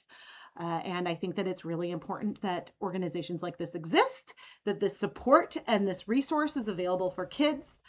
And, you know, as loving and supportive as parents believe they are for their children, there could still be reasons or things that kids are afraid to talk to their parents about. And so crisis intervention for all kids is really important, but especially for the LGBTQIA group of children. They need that support so much, and they deserve that support so much. And I think that it is unbelievably important that the Trevor Project exists, and that's why it is my honor to try to do these fundraisers for them. And it doesn't only have to happen in June, right? You can give to them at any time of the year. But I feel like what better way to honor and celebrate Pride by trying to share the love and the joy around Pride with supporting part of our community that desperately needs it, right? And the Trevor Project is phenomenal in the work that they do. And so also, like, I guess just spreading awareness that the Trevor Project is an organization that exists, I think is good for people to be aware of as well. Yeah, and so I guess I am Rebecca from ChemKnits. Please subscribe. That's a great way to help support the content here. And yeah, I guess I won't be streaming for the next few weeks, but then who knows? It'll be summer. And aha, the bus went by. So that means I've got about 5 minutes before I have a Lucas. I timed this so well. So well. But yeah, subscribing is the biggest way you can help support content here. And I believe YouTube is deleting a bunch of accounts because I've noticed a shift. Well, I've noticed that they've reached out and said, okay, they deleted a bunch of my old email addresses that are like 15 years old. So I think they're doing that. But I also have had a few people comment that they were randomly unsubscribed when they didn't mean to. So it's worth double checking that YouTube didn't accidentally unsubscribe you. And even when I'm on vacation, it just means that, like, for what? Like, I mean, I'll still be shipping yarn over the next couple of days, but then I'll have like a week and a half where I'm not physically like wrapping and shipping things. That's all that means. There will still be 2 videos a week. I'll probably still be posting shorts here and there across social media. So yeah, and I'll still be reading comments and responding to comments. So I'm not going to be like completely gone. I'm just going to be, yeah, doing less than what I normally do. But it shouldn't be as visible from the outside. But anyway, I am Rebecca from ChemKnits. Thank you so much for watching. And thank you again for all of your donations to the Trevor Project. I'll talk with you guys soon.